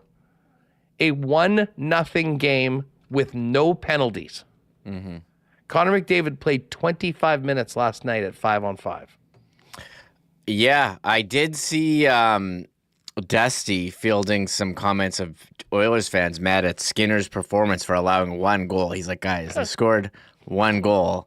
And Aiden Hill, named to Team Canada, named to the Insiders projected roster yesterday. And the likely list. Yeah, he's named on the very likely list put out by the Insiders TSN for tonight's announcement and puts up a shutout. So maybe you're feeling pretty good about Aiden Hill. But yeah, weird game, 1-0. I think anytime, the Oilers score one goal, you're like, how? How do they do that with those guys? But it can happen. What a game. Let's Vegas, as I said, last time they had the back-to-backs after the Winnipeg game, they got pumped 6-0. It's probably why they're only a minus 159 favorite tonight in Anaheim against the Ducks. Ducks at plus 135. Then the game of the night, Dallas and the LA Kings. This one's very close to a pick'em. It is in LA. Dallas minus 112 and the LA Kings minus 104. As far as the National Football League goes, big one tomorrow night. We're still waiting on, confirmed lineups, but it does seem like the Detroit Lions are going to be getting those corners back that were lost in the Thanksgiving Day game. Detroit is at home tomorrow against the Packers in a huge NFC North matchup. The Packers are 3.5-point underdogs. Lions laying 3.5 at home. Lions minus 182 on the money line, and the Packers plus 153 total for the game in the Dome. 51.5. Lots of other things out there right now, but we do have the futures for the Four Nations face-off. Now we're getting the teams. You got a bit better of an idea about who's going to be representing the four countries. Canada plus 125, USA plus 175, Sweden 5-1, and Finland 7-1. If you haven't played a Coolbet before, use the promo code WST for a 100% bonus up to $200 on your first deposit. Remo, just to finish off the show, let's get these rosters up for Finland and Sweden. No Jet participation for either of those. There's former Jet participation. We'll get to that. We certainly will. And while we're doing that, speaking of former Jets, Trouba. Obviously, the game last night sucked. And if you were at the game, you were probably leaving, a little underwhelmed. It was a really cool night in the National Hockey League. First of all, incredible props to the Flames for what they did to honor Johnny Gaudreau in their game against the Columbus Blue Jackets. It was really cool to see Johnny's dad out there. My pal Pat Steinberg naming Johnny Gaudreau the first star of last night's game and having his dad out there afterwards. Just an absolutely heartbreaking interview we saw with Meredith, Johnny's widow. It was a very heavy night. And when you see that, and if you're at the game last night, again, incredible work by the Jet staff putting on a first-class Hockey Fights Cancer event. It puts a 4-game losing streak in perspective pretty damn fast. But anyways, that was those were some heavy moments last night here in Winnipeg, but especially in Calgary. But Remo, the best news last night. Our guy Patrick Laine back on the ice, wearing the bleu, blanc, et rouge of the Montreal Canadiens. Was there any doubt this guy was not going to score in his first game? Of course he did. I took him on DraftKings as he was very low salary. I won the WST group. Not a lot of scoring, but I was happy to take him, and happy to see him. His signature shot brought so many people to his feet. Man, you want to cheer for the guy, and the reaction was amazing. Huge ovation when he touched the puck in Montreal. A very special night. I agree with you. The Gaudreau tributes in Calgary, and the Jets hockey fights cancer. Their hockey fights cancer. Pregame ceremony is above and beyond, and amazing to hear on the broadcast with Sarah. They've raised over $1 million in the 10 years plus they've been doing that, and it makes an incredible impact on Cancer Care Manitoba. So big nice check for $120K to Cancer Care from the fundraising the Jets have done in and around it, and was one really. I mean, the entire thing is sad. Hearing these kids that are dealing with this stuff, I can't even imagine. But it was really sad, and we'll send our thoughts out to the first guest, the first kid that was supposed to be coming out, was still announced, had to unfortunately miss the game because had to get back to the hospital and dealing with more of this horrible disease. So was thinking about our pal Ted last night, and everyone affected and fighting it, but it was it's always a heavy time, but you see these little kids, these warriors out there, and the ones that were there seem to be having a great time. They had great support from friends and family at the game last night. Unfortunately, they just didn't get to see a better game when they were out there. But when you kind of heard that the first little warrior wasn't able to be there for the game last night, it as they say, makes a loss last night seem a little bit trivial, as invested as we all are in the ups and downs of the season. Let's get to these lineups though, Remo. We may as well start with the Finns because Patrick Laine is going to be in the mix for Team Finland. That wasn't the former Jet I was referring to. I was actually talking about UL Armia, but Laine's on the team too. Oh, Armia, yes. Yeah, I was talking about UL Armia. But these aren't lines. I think this is alphabetical. Yeah, it's just top to bottom alphabetical. That's why Aho's top left and Teravainen is top right. I guess for podcast listeners, just here you go. In alphabetical order, your forwards: Sebastian Aho, Yoel, formerly Joel, Armia, Alexander Barkov, Michael Granlund, Eric Halla, Rupi Hintz, Capo Kakko, Patrick Laine, Arturi Lehkonen, Anton Lindell, Ito Luosterainen, Mikko Rantanen, and Teuvo Teravainen. Your defensemen: Hakanpää, Miro Heiskanen, Esa Lindell, Olli Mata, Nico Mikkola, Rasmus Ristolainen, and Juuso Välimäki. And the goalies: Jussi Saros, Ukko-Pekka Luukkonen, and Kevin Lankinen. Some really talented forwards, Remo. They do seem to be lacking a little bit on the blue line. As I mentioned to you off air, I think Heiskanen is going to be playing 30 minutes a night. Yeah, I look at, you asked me yesterday, Sweden or Finland, but I think I said Sweden yesterday. I will remain Sweden. The Finnish defense not as deep as some of the others, and boring Sean Monahan notes in chat. Joel Armia is on Finland, but has a hard time cracking the Canadiens lineup, the rebuilding Canadiens. But I don't know. Maybe he might be the 13th He could be the 13th. Looking at this, he could be the 13th. So, I mean, they got a really solid group of forwards, some serious top-end talent with Barkov and Rantanen and Aho. I mean, that's pretty deadly. Rupe Hintz, he's having a down year, but, I mean, him and Lehkonen, is that a second line?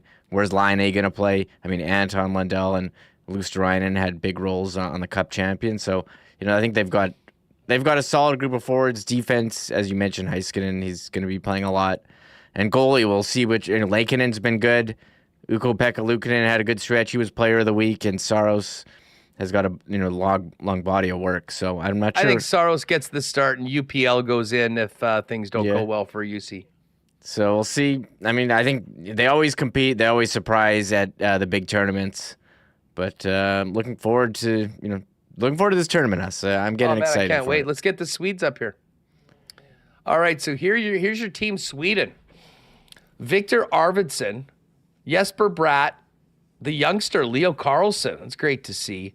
Jeek, Joel Eriksson-Ek, Philip Forsberg, William Karlsson, Adrian Kempe, Elias Lindholm, Willie Stiles, Nylander, Gustav Nyquist, Elias Pettersson, Lucas Raymond, and Mika Zibanejad. I do really like the Swedish blue line.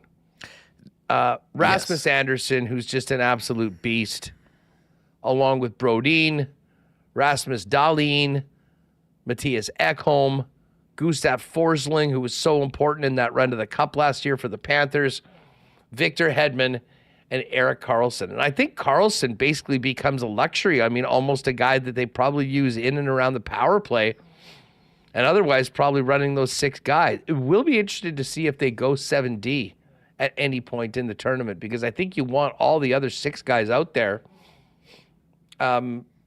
But I mean, Karlsson can still make some magic happen. But considering the level of opponents the teams are playing, I'm not sure whether they wouldn't rather have the other 6 out defending wise as far as Erik Karlsson goes. And then the goalies, Philip Gustafsson, Jacob Markstrom, Linus Ullmark.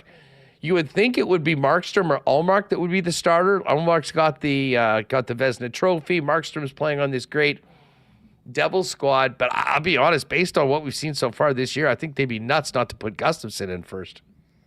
He's been awesome for Sweden, so I would probably put him in. I think Markstrom's been good too. Ullmark, not as good, but I think this defense is, that's the strong point of this team.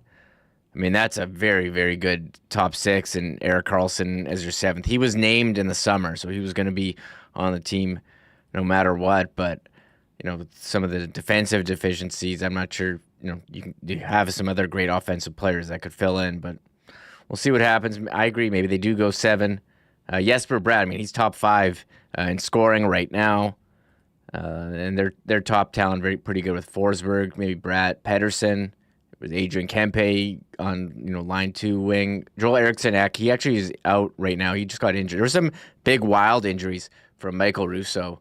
I think Brodin is injured right now, too. Let me just bring that up. And Jets fans may want to know this just because the Jets and Wild are battling, and we'll be there for their game, WST night, December 21. Is that it? Yep. Saturday night, December 21st, heading into the holidays. Join us, winnipegjets.com/WST. Grab your tickets and get ready for a good night. So this was the injury update. Brodin is week to week with an upper body. Eriksson-Ek week to week with a lower body, and Zuccarello week to week with a lower body. Also, Jacob Loco day to day lower body. Not as significant, but Brodin and Eriksson-Ek are on Sweden and big parts of. They said Eriksson-Ek, huge part of Minnesota, the number 1 center. So they're going through some injuries as well as they pass the Jets in the standings. And William Nylander, he would be on the top line too. So they've been Lucas Raymond having a good season, Zibanejad another good. So this is some people saying Sweden's best chance since 06 when they won gold. So nice roster there. Yeah, Wild. Wild now 2 points up on the Jets with a game in hand. Only 4 regulation losses on the season for the Wild, which is the best in the NHL by 2 over the Washington Capitals. And the Dallas Stars, 4 points back, but 2 games in hand, even in the loss column. And then that big comeback win by Colorado got them up over 500. If they had lost, they would have been 13-13. They're 14-12. Oh, and the St. Louis Blues have entered the chat with their win, 3-1 under their new head coach, Jim Montgomery. They get to 500, 12-12-2, 26 points after their win last night here in Winnipeg. Tomorrow, game day edition, we'll have the latest on the Jets from Buffalo. Ken will join us from Buffalo to tee up the game. And we're going to have an extended conversation with Craig Button, breaking down Team Canada, Team USA, the best on best rosters for the upcoming Four Nations Cup. And we'll also get Craig's thoughts on this little skid the Jets find themselves in heading into a 6 o'clock start tomorrow night in Buffalo. That is going to do it for us today, gang. Thanks to all of you for hanging out with us. Tell a friend about Winnipeg Sports Talk and where they can find us. And if you're with us on YouTube, make sure you've hit that subscribe button as we look to move past 12K on our way to 13. Now, thanks to Justin Dunk. Thank you to Murat Ates. And, of course, always fun chopping it up with Marty Biron, covering the Buffalo Sabres. Stay warm, have a great night, and join us tomorrow for a lot of Jets and Team Canada talk right here on Winnipeg Sports Talk. Thanks for hanging, everyone. Oh, my God! Oh! Shut it down! Let's go home! Thanks for tuning in to Winnipeg Sports Talk Daily. Make sure to subscribe on YouTube and your favorite podcast feed at winnipegsportstalk.com.